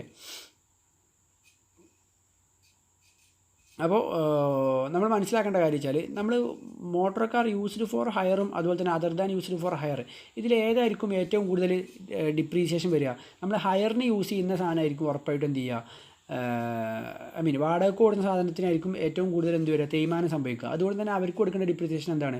കൂടുതലാണ്. മോട്ടോർ ബസ് നമ്മൾ ഹയറിന് വേണ്ടിയിട്ട് ഓടുകയാണെങ്കിൽ 30% ഡിപ്രീസിയേഷൻ. അതല്ല വാടകയ്ക്കല്ലാത്ത ഓടുന്ന വാഹനങ്ങളാണെങ്കിൽ അവരുടെ ഡിപ്രീസിയേഷൻ എന്ന് പറഞ്ഞാൽ 15. അപ്പോൾ ഇവിടുത്തെ അടുത്ത ഷോർട്ട് കട്ട്, വാഹനം വാടകയ്ക്ക് ഓടുകയാണെങ്കിൽ കൂടുതൽ ഡിപ്രീസിയേഷൻ 30%.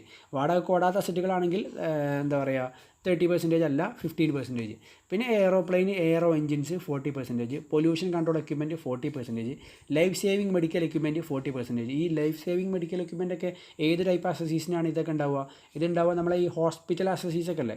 അപ്പോൾ അസസി ഒരു ഹോസ്പിറ്റലാണെന്നുണ്ടെങ്കിൽ അവർക്ക് ഈ എക്യുപ്മെൻറ്റ്സ് ഒക്കെ ഉണ്ടാവില്ലല്ലോ. ഓക്കെ, പിന്നെ ഓയിൽ വെല്ല്, അതിപ്പോൾ ഇവിടെ ഒന്നും ഉണ്ടാവില്ല, റയർ പീസാണ്. ദെൻ വിൻഡ് മില്ല് ഒരുപാട് കമ്പനീസ് ഉണ്ട്, സുസ്ലോൺ എനർജി എന്നൊക്കെ പറഞ്ഞിട്ട്. അതുപോലെ തന്നെ ഇവിടെ അത്ര പോപ്പുലർ അല്ല, കുറച്ച് അങ്ങ് പോയാൽ പൊള്ളാച്ചി ഭാഗത്തൊക്കെ തമിഴ്നാട് ഭാഗത്തൊക്കെ പോയി കഴിഞ്ഞാൽ ഒരുപാട് വിൻമില്ലും കാര്യങ്ങളൊക്കെ കാണാൻ പറ്റും. അങ്ങനെ വിൻമില്ല് ഒരു എൻറ്റിറ്റിൻ്റെ അസറ്റ് ആയിട്ടുണ്ടെങ്കിൽ ആ വിൻമില്ല് നമ്മൾ വാങ്ങിയത് 31/3/2014 മുന്നേ ആണെങ്കിൽ 15% ഡിപ്രീസിയേഷൻ, 1/4/2014 ശേഷമാണെങ്കിൽ 40%. അപ്പോൾ ആ വിൻമില്ലൊക്കെ ഡിപ്രീസിയേഷൻ്റെ പ്രോബ്ലത്തിൽ വന്ന ഡേറ്റ് ഒക്കെ ഒന്ന് നോക്കുക. 1/4/2014 ശേഷമാണെങ്കിൽ 40%, മുന്നേ ആണെങ്കിൽ 15%. പിന്നെ കമ്പ്യൂട്ടറും സോഫ്റ്റ്വെയറും ഒരേ റേറ്റാണ്, അത് ഇമ്പോർട്ടൻ്റ് ആണ്. കമ്പ്യൂട്ടറിൻ്റെ റേറ്റ് 40%. ഇനി ഈ കാറ്റഗറിയിൽ വരാത്ത ഏത് പ്ലാൻ അന്വേഷണം വന്നു കഴിഞ്ഞാലും അവർക്കൊക്കെ എത്ര പെർസെൻറ്റേജ്? ജനറൽ റേറ്റ് വെച്ച് അടിക്കുക.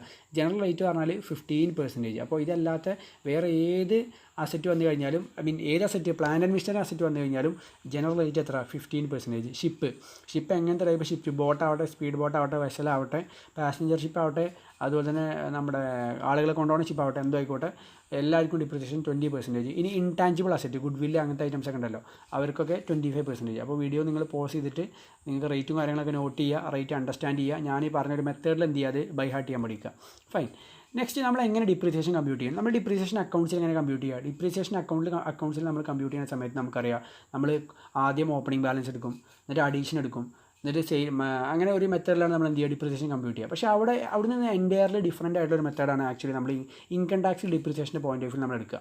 ഒരു എക്സാമ്പിൾ പറഞ്ഞു കഴിഞ്ഞാൽ, നമ്മളിപ്പോൾ ഒരു അസറ്റ് വാങ്ങിയിട്ട് ആ അസറ്റ് നമ്മുടെ പ്രീവിയസ് ഇയർ ഫുൾ ഉപയോഗിച്ചിട്ട് നമ്മൾ അവസാനത്തെ മാസമാണ് നമ്മളത് സെല്ല് ചെയ്തെങ്കിൽ 11 മാസം നമ്മൾ ആ അസറ്റ് യൂസ് ചെയ്തിട്ടുണ്ട്, ഒരു മാസമേ നമ്മൾ യൂസ് ചെയ്യാത്തുള്ളൂ. അപ്പോൾ നമ്മൾ എന്താ ഡിപ്രീസിയേഷൻ്റെ കേസിൽ ചെയ്യുക? ഡിപ്രീസിയേഷൻ്റെ കേസിൽ നമ്മൾ ഇങ്ങനെ ചെയ്യുക, 11 മാസത്തിന് ഡിപ്രീസിയേഷൻ കൊടുക്കും, നമ്മൾ ഉപയോഗിക്കാത്ത ഒരു മാസത്തിന് നമ്മൾ ഡിപ്രീസിയേഷൻ കൊടുക്കില്ല, അല്ലേ? പിന്നെ അതുപോലെ തന്നെ നമ്മളൊരു അസറ്റ് വാങ്ങിയത് 6 മാസം കഴിഞ്ഞിട്ടാണ്. അപ്പോൾ ആദ്യത്തെ 6 മാസം നമ്മൾ അസറ്റ് യൂസ് ചെയ്തിട്ടില്ല, പിറ്റത്തെ 6 മാസം നമ്മൾ അസറ്റ് യൂസ് ചെയ്ത്. അപ്പോൾ നമ്മൾ അക്കൗണ്ട്സിൽ എങ്ങനെ ഡിപ്രീസിയേഷൻ കൊടുക്കുക? ആദ്യത്തെ യൂസ് ചെയ്യാത്ത 6 മാസത്തിന് ഡിപ്രീസിയേഷൻ ഇല്ല, പിന്നെ യൂസ് ചെയ്ത അടുത്ത 6 മാസത്തിനാണ് നമ്മൾ ഡിപ്രീസിയേഷൻ എന്ത് ചെയ്യുക, പ്രൊവൈഡ് ചെയ്യുക. എന്ന് പറഞ്ഞാൽ അക്കൗണ്ട്സിൽ ആസ് മച്ച് ആസ് യൂസ്ഡ് ആണ് നമ്മൾ എന്ത് ചെയ്യുക, ഡിപ്രീസിയേഷൻ പ്രൊവൈഡ് ചെയ്യുക. പക്ഷേ ഇൻകം ടാക്സിൽ അങ്ങനെയല്ല. ഇൻകം ടാക്സിൽ അങ്ങനെ വെച്ചാൽ ഒരു അസറ്റ് നമ്മൾ എത്ര ഉപയോഗിച്ചിട്ട് നമ്മൾ അവസാനത്തെ ദിവസം നമ്മളെ കയ്യിൽ ആ അസറ്റ് ഇല്ലെങ്കിൽ ആ വർഷം ആ അസറ്റിന് എന്തില്ല, ഡിപ്രീസിയേഷൻ ഇല്ല. കാരണം നമ്മൾ കണ്ടീഷൻ പഠിച്ചിട്ടുണ്ട്, assessees must be owner of that asset, അല്ലേ? അപ്പോൾ അവസാനത്തെ ദിവസം അതിൻ്റെ ഓണർ ആരെന്നെ ആയിരിക്കണം, അസസി ആയിരിക്കണം. അപ്പോൾ നിങ്ങൾ അവസാനത്തെ മാസം വെച്ചിട്ട് സെല്ല് ചെയ്തിട്ടുണ്ടെങ്കിൽ അസസി അതിൻ്റെ ഓണറാണോ? അല്ല. അപ്പോൾ അതുകൊണ്ട് നിങ്ങൾക്ക് ഡിപ്രീസിയേഷൻ ക്ലെയിം ചെയ്യാൻ പറ്റുമോ? പറ്റൂല. അപ്പോൾ അസറ്റ് അവിടെ ഉണ്ടെങ്കിൽ, എപ്പോൾ ഉണ്ടെങ്കിൽ നമ്മുടെ ബാലൻസ് ഷീറ്റ് ഡേറ്റിന് അവിടെ ഉണ്ടെങ്കിൽ മാത്രമേ നമുക്ക് എന്ത് ചെയ്യാൻ പറ്റത്തുള്ളൂ, ഡിപ്രീസിയേഷൻ ക്ലെയിം ചെയ്യാൻ പറ്റുള്ളൂ. That is first thing. Then രണ്ടാമത്തെ കാര്യങ്ങൾ മനസ്സിലാക്കേണ്ട കാര്യം എന്ന് വെച്ചാൽ, ഇപ്പോൾ നമ്മൾ ആസ് മച്ച് ആസ് യൂസ്ഡ്, അല്ലേ? നമ്മൾ എത്ര നമ്പർ ഓഫ് ഡേയ്സ് യൂസ് ചെയ്യുന്നതിനനുസരിച്ച് പ്രപ്പോർഷനേറ്റ് ആയിട്ടാണ് നമ്മൾ അക്കൗണ്ട്സിൽ എന്ത് ചെയ്യുക, ഡിപ്രീസിയേഷൻ പ്രൊവൈഡ് ചെയ്യുക. ബട്ട് ഇൻകം ടാക്സിൽ അങ്ങനെയല്ല. ഇൻകം ടാക്സിൽ ആകെ ഒരൊറ്റ ടെസ്റ്റേ ഉള്ളൂ. നമ്മൾ എന്താ ചെയ്യേണ്ടത് വെച്ചാൽ, നമ്മൾ ആ അസറ്റ് വാങ്ങിയിട്ട് നമ്മൾ 180 ഡേയ്സ് നമ്മൾ യൂസ് ചെയ്തിട്ടുണ്ടോ നോക്കുക. നമ്മൾ 180 ഡേയ്സ് യൂസ് ചെയ്തിട്ടുണ്ടെന്നുണ്ടെങ്കിൽ 180 ഡേയ്സ് യൂസ് ചെയ്തിട്ടുണ്ടെങ്കിൽ നമ്മൾ എന്ത് ചെയ്യുക, എത്രയാണോ ഡിപ്രീസിയേഷൻ്റെ റേറ്റ്, ആ റേറ്റ് കറക്റ്റ് അതേപോലെ കൊടുക്കുക. എന്ന് പറഞ്ഞാൽ ഒരു അസറ്റ് ഇപ്പോൾ വാങ്ങിയത് നമുക്കറിയാം, ഒരു നമ്മുടെ പ്രീവിയസ് ഇയറിൽ നമ്മൾ വാങ്ങിയത് ജൂലൈ 1-ാം തീയതിയാണ്. അപ്പോൾ ജൂലൈ 1-ാം തീയതി നമ്മൾ വാങ്ങിക്കഴിഞ്ഞാൽ നമ്മൾ വാങ്ങിയത് ഏപ്രിൽ മെയ് ജൂൺ കഴിഞ്ഞതിന് ശേഷമാണ്, എന്ന് പറഞ്ഞാൽ 90 ദിവസം കഴിഞ്ഞതിന് ശേഷമാണ്. അപ്പോൾ ഒരു റഫ് കണക്കെടുത്ത് അല്ലെങ്കിൽ 365 90 പോയി കഴിഞ്ഞാൽ ബാക്കി എന്തായാലും 250+ ഡേയ്സ് നമ്മൾ അസറ്റ് യൂസ് ചെയ്തിരിക്കണം. അപ്പോൾ നമ്മൾ എന്ത് ചെയ്യേണ്ട, എത്ര ദിവസമാണ് നമ്മൾ യൂസ് ചെയ്തത് എന്ന് നോക്കിയിട്ടല്ല നമ്മൾ ഡിപ്രീസിയേഷൻ പ്രൊവൈഡ് ചെയ്യേണ്ടത്. 180 ഡേയ്സിൻ്റെ മുകളിൽ നമ്മൾ യൂസ് ചെയ്തിട്ടുണ്ടെങ്കിൽ നമ്മൾ ഡിപ്രീസിയേഷൻ എന്ത് ചെയ്യുക, ഫുള്ള് റേറ്റാണ് കൊടുക്കുക. അപ്പോൾ നമ്മളിപ്പോൾ വാങ്ങിയത് ഇപ്പോൾ ഫോർ എക്സാമ്പിൾ ഒരു മോട്ടോർ കാർ ഫോർ ഹയർ ആണ്. അപ്പോൾ മോട്ടോർ കാർ ഫോർ ഹയർ വാങ്ങിക്കഴിഞ്ഞാൽ 30% ആണ് ഡിപ്രീസിയേഷൻ. അപ്പോൾ നമ്മൾ ആ 30% ഡിപ്രീസിയേഷൻ പ്രൊവൈഡ് ചെയ്യുക. അല്ലാതെ നമ്മൾ എത്ര ഡേയ്സ് യൂസ് ചെയ്തു എന്ന് വെച്ചിട്ട് അത് into days used divide by total number of days in a year അങ്ങനെ ചെയ്യണ്ട.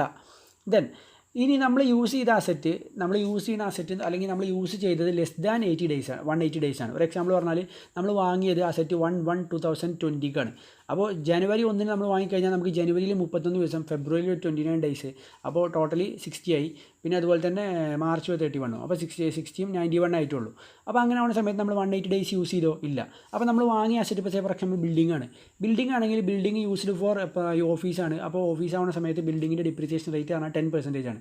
അപ്പോൾ ആ എത്രയാണോ അതിൻ്റെ ഡിപ്രീസിയേഷൻ റേറ്റ് അതിൻ്റെ കറക്റ്റ് 0.5%. അപ്പോൾ 10ൻ്റെ ഹാഫ് എത്ര, 5% ആണ് നമ്മൾ എന്ത് ചെയ്യേണ്ടത്, ഡിപ്രീസിയേഷൻ കൊടുക്കേണ്ടത്. അപ്പോൾ ഇത്ര ഉള്ളടാ ഒരു അസറ്റ് അവസാനത്തെ ഡേയ്സിലും അല്ലെങ്കിൽ അസറ്റിൻ്റെ ഓണർഷിപ്പ് അവസാനത്തെ ഡേയിലും അസസ് ചെയ്യുകയാണെങ്കിൽ മാത്രമേ നമ്മൾ എന്ത് ചെയ്യുള്ളൂ, ഡിപ്രീസിയേഷൻ പ്രൊവൈഡ് ചെയ്യാൻ പറ്റുള്ളൂ. അസറ്റിന്മേ ഡിപ്രീസിയേഷൻ പ്രൊവൈഡ് ചെയ്യേണ്ട പ്രൊപ്പോർഷനേറ്റ് ടു ഡേയ്സ് യൂസ്ഡ് ആണോ അല്ല.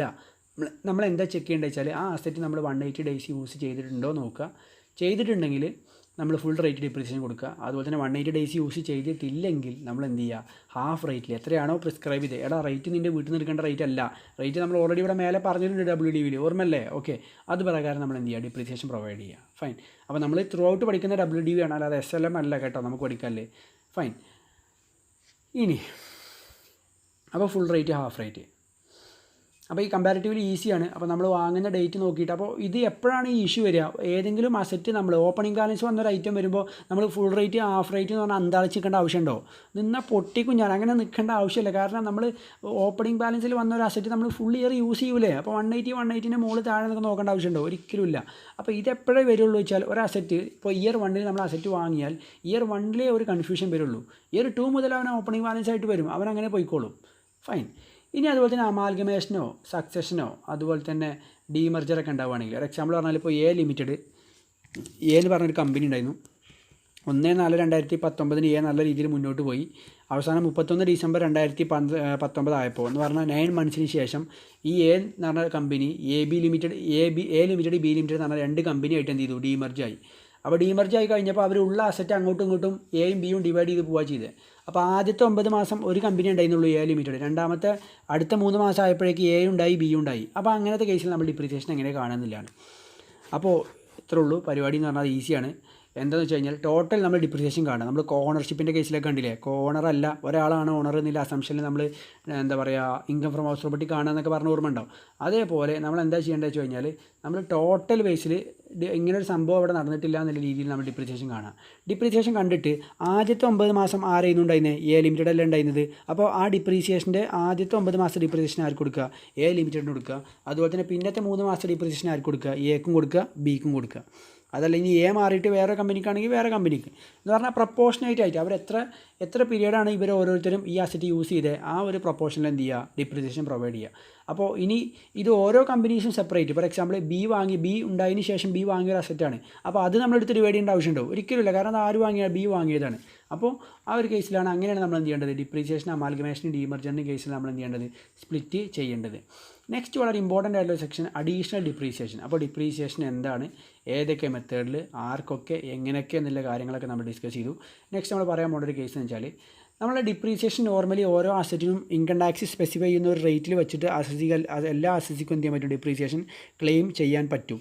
ഇനി അതിന് പുറമെ ബിയോണ്ട് ദാറ്റ് അഡീഷണൽ ഡിപ്രീസിയേഷൻ കിട്ടും. ബേസിക് ഡിപ്രീസിയേഷന് മുകളിൽ നമുക്ക് അഡീഷണൽ ഡിപ്രീസിയേഷൻ ക്ലെയിം ചെയ്യാൻ പറ്റും. എങ്ങനെയെന്ന് വെച്ച് കഴിഞ്ഞാൽ നമ്മൾ അസസി എന്ന് പറഞ്ഞാൽ മാനുഫാക്ചറിങ് അസസിയാണ്. അവൻ എന്ത് ചെയ്യുന്നുണ്ട് വെച്ചാൽ, അല്ലെങ്കിൽ അവന് ആരാണ്, അവന് generation transmission of distribution of power opt ചെയ്തൊരു അസസിയാണ്. പക്ഷേ അവൻ WD മെത്തേഡ് ഓപ്റ്റ് ചെയ്യണം കേട്ടോ. എന്ന് പറഞ്ഞാൽ നമ്മൾ ആർക്കൊക്കെയാണ് ഇത് കിട്ടുകയെന്ന് കഴിഞ്ഞാൽ മാനുഫാക്ചറിങ് അസസിക്കും അതുപോലെ തന്നെ അവന് generation and transmission and distribution of power ചെയ്തിട്ട് അവൻ WD മെത്തേഡ് ഓപ്റ്റ് ചെയ്ത ഒരു വ്യക്തിയാണെങ്കിൽ അവനക്കും അഡീഷണൽ ഡിപ്രീസിയേഷൻ കിട്ടും. അഡീഷണൽ ഡിപ്രീസിയേഷൻ എപ്പോഴാണ് കിട്ടുകയെന്ന് വെച്ച് കഴിഞ്ഞാൽ അവർ പ്ലാന്റ് ആൻഡ് മിഷനറി എന്ത് ചെയ്യണം, പർച്ചേസ് ചെയ്യണം. അഡീഷണൽ ഡിപ്രീസിയേഷൻ ഏതുമേ കിട്ടുക, പ്ലാന്റ് ആൻഡ് മിഷനറിമേ കിട്ടുക. അപ്പോൾ അവർ ചുമ്മാ ഫർണിച്ചറോ അല്ലെങ്കിൽ ബിൽഡിങ്ങോ വാങ്ങിക്കഴിഞ്ഞാൽ അഡീഷണൽ ഡിപ്രീസിയേഷൻ കിട്ടില്ല. പ്ലാന്റ് ആൻഡ് മിഷനറി ആര് വാങ്ങിയാലും മാനുഫാക്ചറിങ് കൺസേണോ അല്ലെങ്കിൽ പവർ ജനറേറ്റിംഗ് കൺസേണോ വാങ്ങിക്കഴിഞ്ഞാൽ അവരുടെ പ്ലാന്റ് ആൻഡ് മിഷനറിൻ്റെ 20% അവർക്ക്, നോർമലി പ്ലാന്റ് ആൻഡ് മിഷനറിക്ക് നമുക്കറിയാം 15%, അതിന് പുറമെ 20% എന്തും കിട്ടും, അഡീഷണൽ ഡിപ്രീസിയേഷൻ കിട്ടും. പക്ഷേ നമ്മൾ ഈ പ്ലാന്റ് ആൻഡ് മിഷനറി എന്ന് പറഞ്ഞല്ലോ, അഡീഷണൽ ഡിപ്രീസിയേഷൻ കിട്ടുന്ന പ്ലാന്റ് ആൻഡ് മിഷനറി, ആ പ്ലാന്റ് ആൻഡ് മിഷനറി എന്താവരുത് എന്ന് പറഞ്ഞിട്ട് കുറച്ച് കണ്ടീഷൻസ് പറയുന്നുണ്ട്.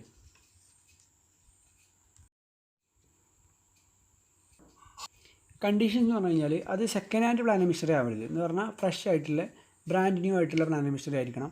അതുപോലെ തന്നെ ആ പ്ലാന്റ് ആൻഡ് മിഷനറി നമ്മൾ എവിടെ ഇൻസ്റ്റാൾ ചെയ്യരുത്, ഓഫീസ് പ്രിമൈസസിലോ അല്ലെങ്കിൽ റെസിഡൻഷ്യൽ അക്കോമഡേഷനിലോ. ഫോർ എക്സാമ്പിൾ നമ്മൾ കമ്പ്യൂട്ടർ വാങ്ങിക്കഴിഞ്ഞാൽ അത് ഏതാണ്, പ്ലാന്റ് ആൻഡ് മിഷനറിയാണ്. ആ കമ്പ്യൂട്ടർ നമ്മൾ ഫിക്സ് ചെയ്തത് നമ്മുടെ മാനേജറെ വീട്ടിലാണ് അല്ലെങ്കിൽ മാനേജറെ ക്വാർട്ടേഴ്സിലാണ് അല്ലെങ്കിൽ നമ്മൾ ഓഫീസിലാണ്. അങ്ങനെയാണെങ്കിൽ അതിനെന്ത് കിട്ടില്ല, നോർമൽ ഡിപ്രീസിയേഷൻ മാത്രമേ കിട്ടുള്ളൂ, അഡീഷണൽ ഡിപ്രീസിയേഷൻ കിട്ടില്ല. കാരണം അത് പ്ലാന്റ് ആൻഡ് മിഷനറി ഓഫീസ് പ്രിമൈസിലോ റെസിഡൻഷ്യൽ അക്കോമഡേഷനിലോ നമ്മൾ ഫിക്സ് ചെയ്ത് കഴിഞ്ഞാൽ അതിനെന്ത് കിട്ടില്ല, അഡീഷണൽ ഡിപ്രീസിയേഷൻ കിട്ടില്ല. പിന്നെ നമ്മൾ വാങ്ങിയ പ്ലാന്റ് ആൻഡ് മിഷനറി എന്ന് പറഞ്ഞാൽ ഷിപ്പോ എയർക്രാഫ്റ്റോ ട്രാൻസ്പോർട്ട് വെഹിക്കിൾസോ ആണെങ്കിലും അതിനെന്ത് കിട്ടില്ല, അഡീഷണൽ ഡിപ്രീസിയേഷൻ കിട്ടില്ല. പിന്നെ അതുപോലെ തന്നെ നമ്മൾ ചില കേസിൽ നമ്മൾ പ്ലാന്റ് ആൻഡ് മിഷനറി അല്ലെങ്കിൽ അസറ്റ് വാങ്ങിക്കഴിഞ്ഞാൽ ആ അസറ്റിൻ്റെ 100% നമുക്ക് ഡിഡക്ഷൻ കിട്ടും. അത് സെക്ഷൻ 35AD അങ്ങനത്തെ കേസിലൊക്കെ വരുന്ന അല്ലെങ്കിൽ സെക്ഷൻ 35 വരുന്ന കേസുകളാണ്. അങ്ങനെ വന്നു കഴിഞ്ഞാലും അത് നമ്മൾ ഡീറ്റെയിൽ ആയിട്ട് പഠിക്കും. അത് വന്നു കഴിഞ്ഞാലും നമുക്ക് എന്ത് കിട്ടില്ല, അഡീഷണൽ ഡിപ്രീസിയേഷൻ കിട്ടില്ല. പിന്നെ അതുപോലെ തന്നെ അഡീഷണൽ ഡിപ്രീസിയേഷൻ നമ്മൾ എല്ലാ വർഷവും ഇപ്പോൾ അസറ്റ് ഫോർ എക്സാമ്പിൾ ഒരു മാനുഫാക്ചറിങ് കൺസേൺ എന്ത് ചെയ്തു, ഒരു പ്ലാന്റ് ആൻഡ് മിഷനറി വാങ്ങി. അപ്പോൾ അവർക്ക് 20% നോർമൽ ഡിപ്രീസിയേഷൻ എത്രയെന്ന് വെച്ച് കഴിഞ്ഞാൽ അത് 15% ആണെങ്കിൽ 15% കിട്ടും. അതിന് പുറമെ അഡീഷണൽ ഡിപ്രീസിയേഷൻ 20% കിട്ടും. That is good and fine. പക്ഷേ അഡീഷണൽ ഡിപ്രീസിയേഷൻ നമുക്ക് ഏത് വർഷമാണ് കിട്ടുകയെന്ന് ചോദിച്ചു കഴിഞ്ഞാൽ നമ്മൾ അസറ്റ് വാങ്ങിയിട്ട് നമ്മൾ ഉപയോഗം തുടങ്ങിയ പുട്ട് യൂസ് തുടങ്ങിയ വർഷം മാത്രമേ നമുക്ക് എന്ത് കിട്ടത്തുള്ളൂ. പിന്നെ അതുപോലെ തന്നെ നമ്മൾ അസറ്റ് വാങ്ങിയ വർഷം നമ്മൾ ഉപയോഗിച്ചത് വെറും 180 ദിവസത്തേക്കാൾ കുറവാണെങ്കിൽ നമുക്ക് അഡീഷണൽ ഡിപ്രീസിയേഷൻ കിട്ടുക എന്ന് പറഞ്ഞു കഴിഞ്ഞാൽ ആ 10%-ൻ്റെ 50%, 10%-ൻ്റെ 50% എന്ന് പറഞ്ഞാൽ 10%-ൻ്റെ 50% എന്ന് പറഞ്ഞാൽ നമുക്ക് എത്ര കിട്ടത്തുള്ളൂ, നമുക്ക് 20%-ൻ്റെ 50%, 20% ആണ് അഡീഷണൽ ഡിപ്രീസിയേഷൻ. ആ അഡീഷണൽ ഡിപ്രീസിയേഷൻ്റെ 50% എന്ന് പറഞ്ഞാൽ 10% ആണ് എന്ത് ചെയ്യുക, ഈ വർഷം ഡിഡക്ഷൻ കിട്ടുക. ഫോർ എക്സാമ്പിൾ പറഞ്ഞാൽ ഞാൻ ഈ വർഷം ഒരു പ്ലാന്റ് ആൻഡ് മിഷനറി വാങ്ങി, അത് എലിജിബിളാണ്, അഡീഷണൽ ഡിപ്രീസിയേഷൻ ക്ലെയിം ചെയ്യാൻ പറ്റിയതാണ്. അപ്പോൾ അത് വാങ്ങിയത് ഞാൻ ജനുവരി 1-നാണ്. അപ്പോൾ എനിക്ക് ഉറപ്പായിട്ടും ഞാൻ 180 ഡേയ്സ് യൂസ് ചെയ്തിട്ടില്ല. അപ്പോൾ നോർമൽ ഡിപ്രീസിയേഷനും ഹാഫാണ് കിട്ടുക. പിന്നെ അത് എലിജിബിൾ ആയതുകൊണ്ട് അഡീഷണൽ ഡിപ്രീസിയേഷൻ കിട്ടും, കാരണം ഞാൻ മാനുഫാക്ചറിങ് കൺസേണൊക്കെയാണ്. അപ്പോൾ മാനുഫാക്ചറിങ് കൺസേൺ ആണ്, അഡീഷണൽ ഡിപ്രീസിയേഷനൊക്കെ കിട്ടും. അപ്പോൾ കിട്ടുന്ന സമയത്ത് ഞാൻ 180 ഡേയ്സ് യൂസ് ചെയ്തിട്ടില്ലല്ലോ. അപ്പോൾ എനിക്ക് കിട്ടേണ്ട അഡീഷണൽ ഡിപ്രീസിയേഷൻ ശരിക്കും 20% ആണ്. പക്ഷേ എനിക്ക് എത്ര കിട്ടുള്ളൂ ഈ വർഷം, 10% കിട്ടുള്ളൂ. പക്ഷേ ആ ബാക്കി 10 ഉണ്ടല്ലോ, അഡീഷണൽ ഡിപ്രീസിയേഷനിൽ എക്സസ് 10 വന്നിട്ടുണ്ടല്ലോ, എടുക്കാൻ പറ്റാത്ത 10 ഉണ്ടല്ലോ, ആ 10% എനിക്ക് ഏത് വർഷം കിട്ടും, അടുത്ത വർഷം കിട്ടും. അപ്പോൾ ഇത്ര ഉള്ളൂ കേസ്. അഡീഷണൽ ഡിപ്രീസിയേഷൻ എന്ന് പറഞ്ഞാൽ സെക്ഷൻ 32(1)(2)A അഡീഷണൽ ഡിപ്രീസിയേഷൻ ആർക്കാണ് കിട്ടുക എന്ന് പറഞ്ഞാൽ മാനുഫാക്ചറിങ് എൻറ്റിറ്റിക്കോ അല്ലെങ്കിൽ പവർ ജനറേറ്റിംഗ് എൻറ്റിറ്റിക്കോ. അപ്പോൾ ഇത് ക്വസ്റ്റ്യനിൽ പറയില്ല, പ്രൊവൈഡ് അഡീഷണൽ ഡിപ്രീസിയേഷൻ ആൾസോ. അപ്പോൾ അസസ് ആരാണ്, അസറ്റ് ഏതാണ് നോക്കിയിട്ട് you should decide additional depreciation provide ചെയ്യണോ വേണ്ടതെന്നില്ലേ. അപ്പോൾ അഡീഷണൽ ഡിപ്രീസിയേഷൻ നമുക്ക് 20% കിട്ടും. ഏതുമേണ് നമുക്ക് കിട്ടുക, ഏത് അസറ്റ് വാങ്ങുമ്പോൾ അഡീഷണൽ ഡിപ്രീസിയേഷൻ കിട്ടുക, പ്ലാന്റ് ആൻഡ് മിഷനറി വാങ്ങുമ്പോൾ. വേറെ ഏത് അസറ്റ് വാങ്ങിയിട്ട് എന്തില്ല, നോ യൂസ്. ഈ പ്ലാന്റ് ആൻഡ് മിഷനറി വാങ്ങുമ്പോൾ ഏതൊക്കെ പ്ലാന്റ് ആൻഡ് മിഷനറി വാങ്ങരുത് എന്ന് പറഞ്ഞിട്ടുണ്ട്, ആ കാര്യങ്ങൾ എന്ത് ചെയ്യണം, ശ്രദ്ധിക്കണം. പിന്നെ അതുപോലെ തന്നെ അസറ്റ് നമ്മൾ ഏത് അസറ്റ് വാങ്ങിയപ്പോഴാണോ നമുക്ക് അഡീഷണൽ ഡിപ്രീസിയേഷൻ കിട്ടുന്നത്, ആ അസറ്റ് നമ്മൾ വാങ്ങിയ വർഷം നമ്മൾ 180 ഡേയ്സ് യൂസ് ചെയ്തിട്ടില്ല എങ്കിൽ നമുക്ക് ആ വാങ്ങിയ വർഷം അഡീഷണൽ ഡിപ്രീസിയേഷൻ 0.5% കിട്ടുള്ളൂ എന്ന് പറഞ്ഞാൽ 10% കിട്ടുള്ളൂ. ബാക്കി 10 പേടിക്കണ്ട, അടുത്ത വർഷം കിട്ടും. ദെൻ ഈ അഡീഷണൽ ഡിപ്രീസിയേഷൻ 25% പറഞ്ഞില്ലേ, അത് 25% അല്ല 35% കിട്ടും. നമ്മൾ ഈ മാനുഫാക്ചറിങ് എൻറ്റിറ്റി നമ്മൾ ഗവൺമെൻറ് ഇൻകം ടാക്സ് സ്പെസിഫൈ ചെയ്ത ബാക്ക്വേർഡ് ഏരിയാസ് ഉണ്ട്. ബീഹാർ, ആന്ധ്രാപ്രദേശ്, തെലുങ്കാന, വെസ്റ്റ് ബംഗാൾ ഈ സ്റ്റേറ്റുകളിലെ backward areas income tax list ചെയ്തിട്ടുണ്ട്. അപ്പോൾ west Bengal town കൊണ്ടേക്കാണ്ട് manufacturing entity ഉണ്ടാക്കിയാൽ കിട്ടില്ല കേട്ടോ. ബാക്ക്വേർഡ് നോട്ടിഫൈഡ് ഏരിയാസ് ഉണ്ട് ഈ സ്റ്റേറ്റുകളിലെ. ആ സ്ഥലങ്ങളിൽ കൊണ്ടുപോയിട്ടാണ് നമ്മൾ 1/4/2015 ശേഷമാണ് നമ്മുടെ മാനുഫാക്ചറിങ് എൻറ്റിറ്റി സെറ്റപ്പ് ചെയ്യുന്നത് എങ്കിൽ നമുക്ക് കിട്ടുന്ന അഡീഷണൽ ഡിപ്രീസിയേഷൻ 20% അല്ല മോനെ, എത്രയാണ്, 35%. അപ്പോൾ 20% അല്ല 35% അഡീഷണൽ ഡിപ്രീസിയേഷൻ കിട്ടും. നമ്മൾ ആ മാനുഫാക്ചറിങ് യൂണിറ്റ് സെറ്റപ്പ് ചെയ്യുന്നത് backward areas of Bihar, Andhra Pradesh, Telangana and west ബംഗാളിലാണെങ്കിൽ. പിന്നെ അഡീഷണൽ ഡിപ്രിസിയേഷൻ അസസി നമ്മുടെ ഏത് അസസി ഇലക്ട്രിസിറ്റി ജനറേറ്റിംഗ് എൻറ്റിറ്റിക്കൊക്കെ നമുക്ക് കിട്ടും. പക്ഷേ അത് കിട്ടണമെന്നുണ്ടെങ്കിൽ അയാൾ ഏത് മെത്തേഡ് ഫോളോ ചെയ്യണം, what means WD method follow ചെയ്യണമെന്നുള്ളതാണ്. അപ്പോൾ ഇത്ര ഡിപ്രീസിയേഷൻ്റെ ഒരു ത്രൂ ഔട്ട് കൺസെപ്റ്റ്. ദെൻ ഡിപ്രീസിയേഷനുമായി ബന്ധപ്പെട്ട അനദർ കൺസെപ്റ്റാണ് ആക്ച്വൽ കോസ്റ്റ്. സെക്ഷൻ 43(1) ആണ് ആക്ച്വൽ കോസ്റ്റ് എന്നുള്ള കൺസെപ്റ്റ് പറയുന്നത്. അപ്പോൾ എന്താണ് ആക്ച്വൽ കോസ്റ്റ്? സിമ്പിളായിട്ട് പറഞ്ഞു കഴിഞ്ഞാൽ നമ്മളൊരു അസറ്റ് വാങ്ങി, ഫോർ എക്സാമ്പിൾ ഞാൻ പ്ലാന്റ് മെഷീനറി വാങ്ങി. അപ്പോൾ പ്ലാന്റ് മെഷീനറി വാങ്ങാൻ വേണ്ടിയിട്ട് എനിക്കൊരു എമൗണ്ട് സ്പെൻഡായി. എന്നിട്ട് പ്ലാന്റ് മെഷീനറി ഞാൻ എന്ത് ചെയ്തു, ക്യാരേജൊക്കെ കൊടുത്തിട്ട് ഞാൻ എന്ത് ചെയ്തു, എൻ്റെ ഫാക്ടറിയിലോട്ട് കൊണ്ടുവന്നു. അപ്പോൾ എനിക്ക് ക്യാരേജ് ചിലവായി, ട്രാൻസിറ്റ് ഇൻഷുറൻസ് ചിലവായി. എന്നിട്ട് ഞാൻ ഇൻസ്റ്റാൾ ചെയ്യാൻ വേണ്ടിയിട്ട് ഇൻസ്റ്റലേഷൻ ചാർജ് കൊടുത്തു. ഇൻസ്റ്റാൾ ചെയ്തിട്ട് ഞാനിത് ഓടുന്നുണ്ടോ നോക്കാൻ ട്രയൽ റണ്ണൊക്കെ അടിച്ചു. അങ്ങനെ ഒരു അസറ്റ് റെഡി ടു യൂസ് ആവുന്നത് വരെ എന്തൊക്കെ എക്സ്പെൻസ് ചിലവായി കഴിഞ്ഞോ അതെല്ലാം ഈ അസറ്റിൻ്റെ കോസ്റ്റായിട്ട് നമ്മൾ എന്ത് ചെയ്യണം, ആഡ് ചെയ്യണം. അസറ്റിൻ്റെ കോസ്റ്റ് വേണമല്ലോ നമ്മൾ ഡിപ്രീസിയേഷൻ പ്രൊവൈഡ് ചെയ്യുക. ഓക്കെ, അപ്പോൾ അസറ്റിൻ്റെ കോസ്റ്റും ഡിപ്രീസിയേഷൻ പ്രൊവൈഡ് ചെയ്യണമെങ്കിൽ അസറ്റിൻ്റെ കോസ്റ്റ് നമ്മൾ കറക്റ്റായിട്ട് മെഷർ ചെയ്യണം. അപ്പോൾ അസറ്റിൻ്റെ കോസ്റ്റ് കറക്റ്റായിട്ട് മെഷർ ചെയ്യുക എന്ന് പറഞ്ഞു കഴിഞ്ഞാൽ അസറ്റുമായി ബന്ധപ്പെട്ട് എല്ലാ കോസ്റ്റും till asset is ready to use നമ്മൾ എന്ത് ചെയ്യണം, കൺസിഡർ ചെയ്യണം. അതാണ് സെക്ഷൻ 43(1) ആക്ച്വൽ കോസ്റ്റ് പറയുന്നത്. അപ്പോൾ നമ്മൾ ഡിപ്രീസിയേഷൻ ഫോർമാറ്റ് കണ്ട സമയത്ത് നമ്മളിവിടെ ഞാൻ ഡിസ്കസ് ചെയ്തിട്ടില്ല. However I have shown in my presentation actual കോസ്റ്റാണ് നമ്മൾ എന്ത് ചെയ്യേണ്ടത്, അക്വയർഡ്. ഈ വർഷം നമ്മൾ വാങ്ങിയ അസറ്റിൻ്റെ മാർക്കറ്റ് പ്രൈസ് അല്ല, നമുക്ക് ചിലവായ ആക്ച്വൽ കോസ്റ്റാണ് നമ്മൾ എന്ത് ചെയ്യേണ്ടത്, ആഡ് ചെയ്യേണ്ടത്. അപ്പോൾ ഇതാണ് ആക്ച്വൽ കോസ്റ്റിൻ്റെ കൺസെപ്റ്റ്. ഇനി ആക്ച്വൽ കോസ്റ്റിൽ another thing that you need to note down is that നമ്മളൊരു അസറ്റ് വാങ്ങി, അല്ലെങ്കിൽ ആ അസറ്റുമായി ബന്ധപ്പെട്ട് അസറ്റിൻ്റെ പർച്ചേസുമായി ബന്ധപ്പെട്ട് നമ്മളത് എക്സ്പെൻഡിച്ചർ ഇൻകർ ചെയ്ത്, അതുപോലെ ആ എക്സ്പെൻഡിച്ചർ ഇൻകർ ചെയ്തത് ഒരു എമൗണ്ട് എക്സീഡിങ് 10,000 ആണ്.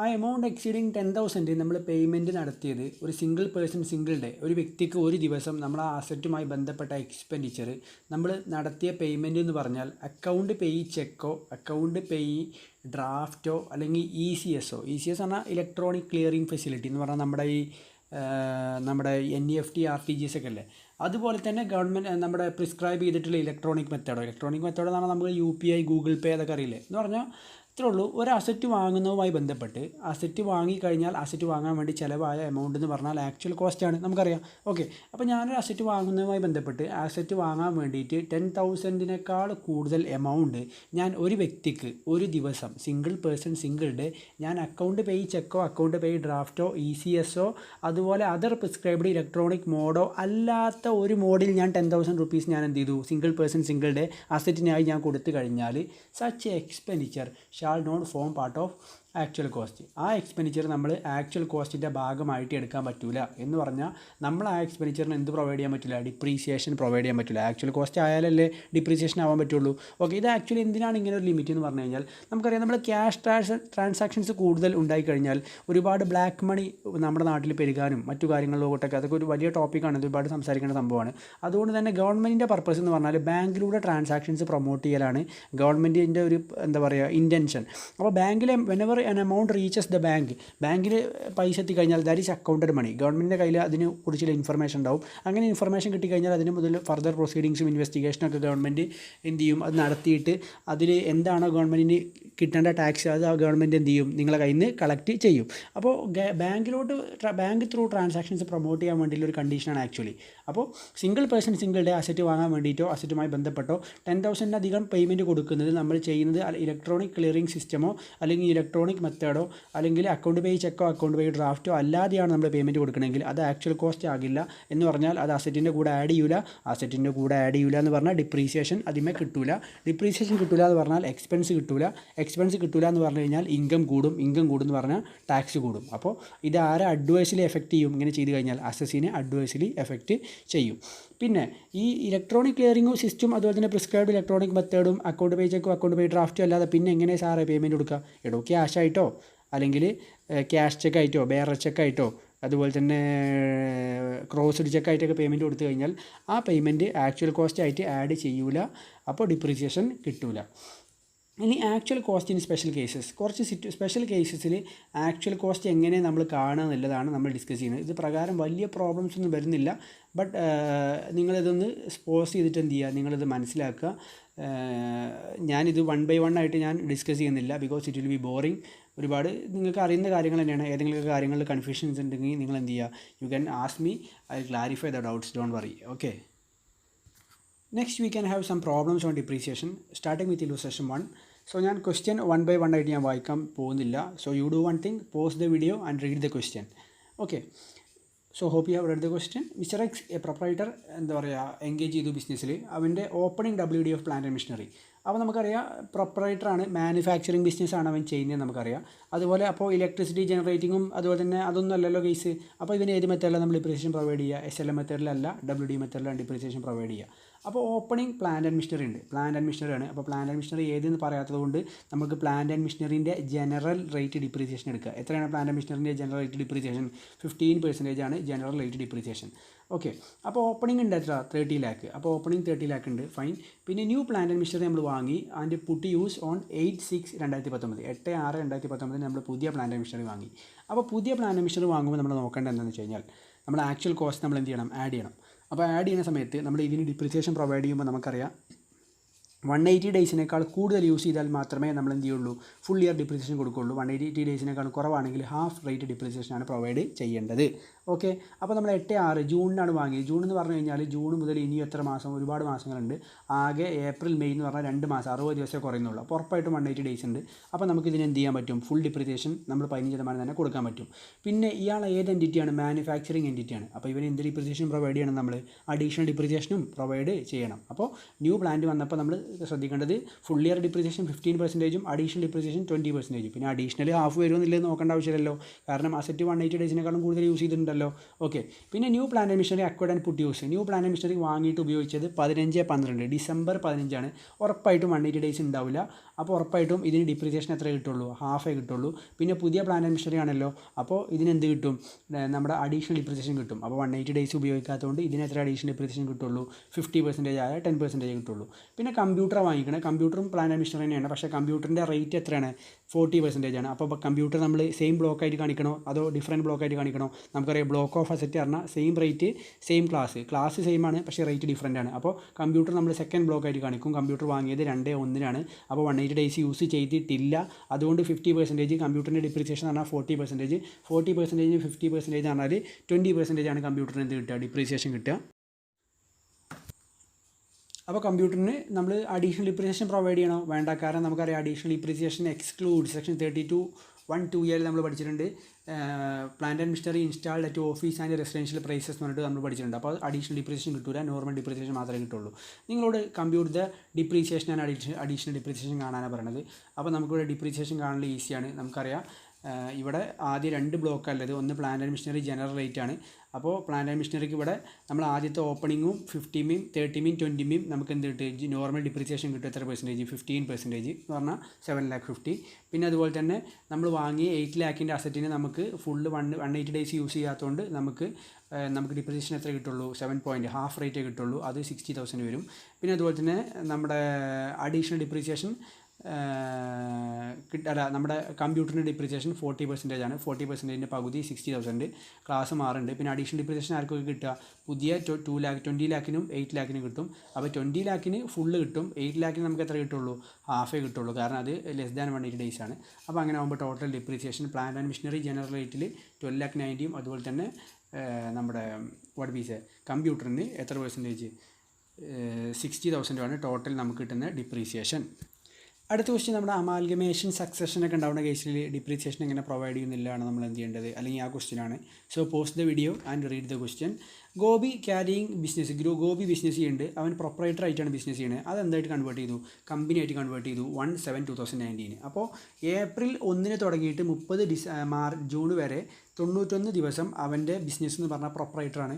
പിന്നീട് അവൻ 1/7 ജൂലൈയിൽ തുടങ്ങിയിട്ട് 31/3/2020 വരെ 275 ഡേയ്സ് നമ്മുടെ ലീപ് ഇയർ ആണ്. അപ്പോൾ 366 ദിവസം ഉണ്ടാവും. 91 കഴിഞ്ഞാൽ 366 - 91 275 ദിവസം അവന് കമ്പനിയായിട്ട് സ്റ്റാർട്ട് ചെയ്തു. അപ്പോൾ ഒരേ അസറ്റ് കുറച്ച് കാലം 91 ദിവസം നമ്മുടെ പ്രൊപ്പറേറ്റർ യൂസ് ചെയ്തു, അതുപോലെ തന്നെ ബാക്കി 225 ദിവസം കമ്പനി യൂസ് ചെയ്തു. അപ്പോൾ ഡിപ്രീസിയേഷൻ ആർക്കൊക്കെ എങ്ങനെയൊക്കെ കൊടുക്കുന്നില്ലാണ് നമ്മളിവിടെ കമ്പ്യൂട്ട് ചെയ്യേണ്ടത്. അപ്പോൾ നമ്മളിവിടെ കേസിൽ നമ്മൾ പറഞ്ഞു കോ ഓണർഷിപ്പിൻ്റെ പോലെ ഇങ്ങനെ ഒരു കൺവേർഷൻ ബിസിനസ്സിൻ്റെ ഫോം മാറൽ നടന്നിട്ടില്ല എന്നുള്ള അസംഷനിൽ നമ്മൾ എന്ത് ചെയ്യുക? ഡിപ്രീസിയേഷൻ കമ്പ്യൂട്ട് ചെയ്തിട്ട് ഇവർ ഓരോരുത്തരും എത്ര ഡേയ്സാണ് നമ്മൾ ഈ അസറ്റ് യൂസ് ചെയ്തത് ആ പ്രൊപ്പോർഷനിൽ നമ്മൾ എന്ത് ചെയ്യുക? ഡിപ്രീസിയേഷൻ അങ്ങോട്ട് അവർക്ക് ഷെയർ ചെയ്ത് കൊടുക്കുക. അപ്പോൾ ഇവിടെ നമുക്ക് 2 ബ്ലോക്ക് അല്ലത്, ഒന്ന് block 1 plant and machinery machinery rate 15%. അപ്പോൾ അത് നമ്മുടെ ഓപ്പണിംഗ് ബ്ലോക്കാണ് 12 ലക്ഷം. അപ്പോൾ ആ 12 ലക്ഷത്തിൻ്റെ 15% എന്ന് പറയുമ്പോൾ 1,80,000 ഉണ്ടാവും. പിന്നെ അതുപോലെ തന്നെ ഇവിടെ ബിൽഡിംഗ് ഉണ്ട്, എത്ര 25 ലാഖിൻ്റെ, അതും 10% ആണ് ഡിപ്രീസിയേഷൻ. അപ്പോൾ അതും 14,019 ആണ്. അപ്പോൾ 25 ലാഖിൻ്റെ 10% ആണ് 2,50,000. അപ്പോൾ നമുക്ക് ടോട്ടൽ ഡിപ്രീസിയേഷൻ കിട്ടും 4,30,000. ഈ 4,30,000 നമ്മൾ ഇവരുടെ നമ്പർ ഓഫ് ഡേയ്സ് ഇവർ യൂസ് ചെയ്ത് ആ പ്രൊപ്പോർഷനിൽ നമ്മൾ എന്ത് ചെയ്യുക, ഡിവൈഡ് ചെയ്ത് കൊടുക്കുക. അപ്പോൾ ഇവിടെ പ്രൊപ്പറേറ്റർക്ക് കിട്ടുന്ന പ്രൊപ്പോർഷൻ എന്ന് പറഞ്ഞാൽ 91 ഡേയ്സ് ആയിരിക്കും. എന്ന് പറഞ്ഞാൽ 4,30,000 ഇൻറ്റു 91/366 1,06,913. അതുപോലെ കമ്പനിക്ക് എത്ര കിട്ടുക, 4,30,000 91 ദിവസത്തെ പ്രൊപ്പോർഷൻ 1,06,913 പ്രൊപ്പറേറ്റർ കൊണ്ടുപോയാൽ ബാക്കി ബാലൻസ് 3,23,87 കിട്ടും. പിന്നെ ഇവിടെ ഇൻട്രസ്റ്റിംഗ് ആയ സാധനം എന്ന് പറഞ്ഞു കഴിഞ്ഞാൽ പിന്നെ ഗോബിൻ്റെ കമ്പനി എന്ത് ചെയ്തു വെച്ചാൽ കമ്പനി ഡിസംബർ 2019 പുതിയൊരു പ്ലാന്റ് ആൻഡ് മെഷീനറി വാങ്ങിയെന്നാണ് പറയുന്നത്. അപ്പോൾ പുതിയ പ്ലാന്റ് ആൻഡ് മെഷീനറി വാങ്ങിയത് കമ്പനിയാണ് വാങ്ങിയത്. അപ്പോൾ അതിൻ്റെ ഡിപ്രീസിയേഷൻ ആർക്ക് മാത്രമേ കിട്ടത്തുള്ളൂ, കമ്പനിക്ക് മാത്രമേ കിട്ടത്തുള്ളൂ. കാരണം കമ്പനിയാണ് അത് വാങ്ങിയത്, അല്ലാതെ ആരില്ല അതിൽ, പ്രൊപ്പറേറ്റർ ഇല്ല ഈ സീനിൽ. അപ്പോൾ അതുകൊണ്ട് കമ്പനിക്ക് മാത്രമേ ഡിപ്രീസിയേഷൻ കിട്ടത്തുള്ളൂ. അപ്പോൾ കമ്പനിക്ക് ഡിപ്രീസിയേഷൻ കിട്ടുള്ളൂ എന്ന് പറഞ്ഞു കഴിഞ്ഞാൽ കമ്പനിക്ക് മാത്രമേ ഡിപ്രീസിയേഷൻ കിട്ടത്തുള്ളൂ. കമ്പനിക്ക് കിട്ടുന്ന ഡിപ്രീസിയേഷൻ എന്ന് പറഞ്ഞു കഴിഞ്ഞാൽ 10 ലാഖാണ്. അപ്പോൾ 1,7 നമ്മൾ ഡിസംബറിൽ വാങ്ങി എന്ന് പറയുമ്പോൾ നമുക്ക് ഉറപ്പായിട്ടും 180 ഡേയ്സ് ഒന്നും ഉണ്ടാവില്ല. അപ്പോൾ 7.5% നമുക്ക് എന്ത് കിട്ടുള്ളൂ, ഡിപ്രീസിയേഷൻ കിട്ടുള്ളൂ. അപ്പോൾ അതിൻ്റെ 7.5% എന്ന് പറയുമ്പോൾ 75,000 ആർക്കാണ് കിട്ടുക, നമ്മുടെ ഗോബി പ്രൈവറ്റ് ലിമിറ്റഡിനാണ് കിട്ടുക. അപ്പോൾ ഇത്രേ ഉള്ളൂ. നമ്മൾ ഈ വർഷം ഓപ്പണിംഗ് ബാലൻസ് ആയിട്ട് വന്നിട്ടുള്ള എമൗണ്ടിൻ്റെ ഡിപ്രീസിയേഷൻ കണ്ടിട്ട് അത് നമ്മൾ എത്ര ദിവസമാണ് ഇവർ ഓരോരുത്തരും ഉണ്ടായിരുന്നത് ആ പ്രൊപ്പോർഷൻ നമ്മൾ ഡിവൈഡ് ചെയ്ത് കൊടുത്തു. പുതിയ അസറ്റ് പുതിയ കമ്പനി വാങ്ങിയപ്പോൾ അത് പുതിയ കമ്പനി വന്നതിന് ശേഷം വാങ്ങിയതാണ്. അത് പിന്നെ അപ്പോർഷൻ ചെയ്യേണ്ട ആവശ്യമുണ്ടോ? ഒരിക്കലുമില്ല. അത് ആർക്ക് മാത്രം കൊടുക്കുക, പുതിയ കമ്പനിക്ക് മാത്രം പ്രൊവൈഡ് ചെയ്യുക എന്ന് പറഞ്ഞാൽ അമാൽഗമേഷൻ അല്ലെങ്കിൽ സക്സഷൻ ഇല്ലാത്ത പോലെ നമ്മൾ ഡിപ്രീസിയേഷൻ കണ്ടിട്ട് ഓരോരുത്തർക്കും ഡിവൈഡ് ചെയ്ത് കൊടുത്തിട്ട് പിന്നെ അവരവർ വാങ്ങിയത് അവരവർക്ക് എന്ത് ചെയ്യുക, ഡിവൈഡ് ചെയ്ത് കൊടുക്കുക. Fine, hope you understood. Another third ക്വസ്റ്റ്യനും ഇതുപോലെ തന്നെ സെയിം സംഭവമാണ്, സെയിം കൺസെപ്റ്റാണ്. I'm not discussing it again. You do in the same manner in which we have done the previous problem. In case of any query, please do contact me. We can solve. Fine, proceeding. ഇനി അടുത്ത question ഏത് കൺസെപ്റ്റിൻ്റെ ബേസിലാണെന്ന് വെച്ചാൽ നമ്മൾ പറഞ്ഞു actual cost in special cases എന്നുള്ളൊരു concept നമ്മൾ discuss ചെയ്തിട്ടില്ല. നമ്മൾ നിങ്ങളോട് വായിച്ച് നോക്കാൻ പറഞ്ഞായിരുന്നു. അതെങ്ങനെ നമ്മൾ ഉദ്ദേശിക്കുന്നത് വെച്ചാൽ, ഫോർ എക്സാമ്പിൾ ഇപ്പോൾ ഞാൻ എൻ്റെ വീട്ടിൽ ഉപയോഗിച്ച പ്രോപ്പർട്ടി, ഇപ്പോൾ 4 വർഷം ഞാൻ വീട്ടിൽ ഉപയോഗിച്ച കാർ ഞാൻ ബിസിനസ്സിൻ്റെ പ്രോപ്പർട്ടിയായിട്ട് കൺവേർട്ട് ചെയ്തു. അപ്പോൾ കൺവേർട്ട് ചെയ്യുന്ന സമയത്ത് അത് ബിസിനസ്സിൻ്റെ അസറ്റ് ആവും. അപ്പോൾ ബിസിനസ്സിൻ്റെ അസറ്റ് ആവുന്ന സമയത്ത് അസറ്റ് നമ്മൾ എന്ത് ചെയ്യണം, റെക്കോർഡ് ചെയ്യണം മറ്റ് ഇറ്റ്സ് ആക്ച്വൽ കോസ്റ്റ്. അപ്പോൾ നമ്മൾ അതിൻ്റെ ആക്ച്വൽ കോസ്റ്റ് എങ്ങനെ കാണുക എന്നുള്ളതാണ്. അപ്പോൾ നോർമലി നമ്മൾ ആക്ച്വൽ കോസ്റ്റിൻ്റെ റൂൾസ് പറയുന്ന സെക്ഷൻ 43(1) പറയുന്നുണ്ട്.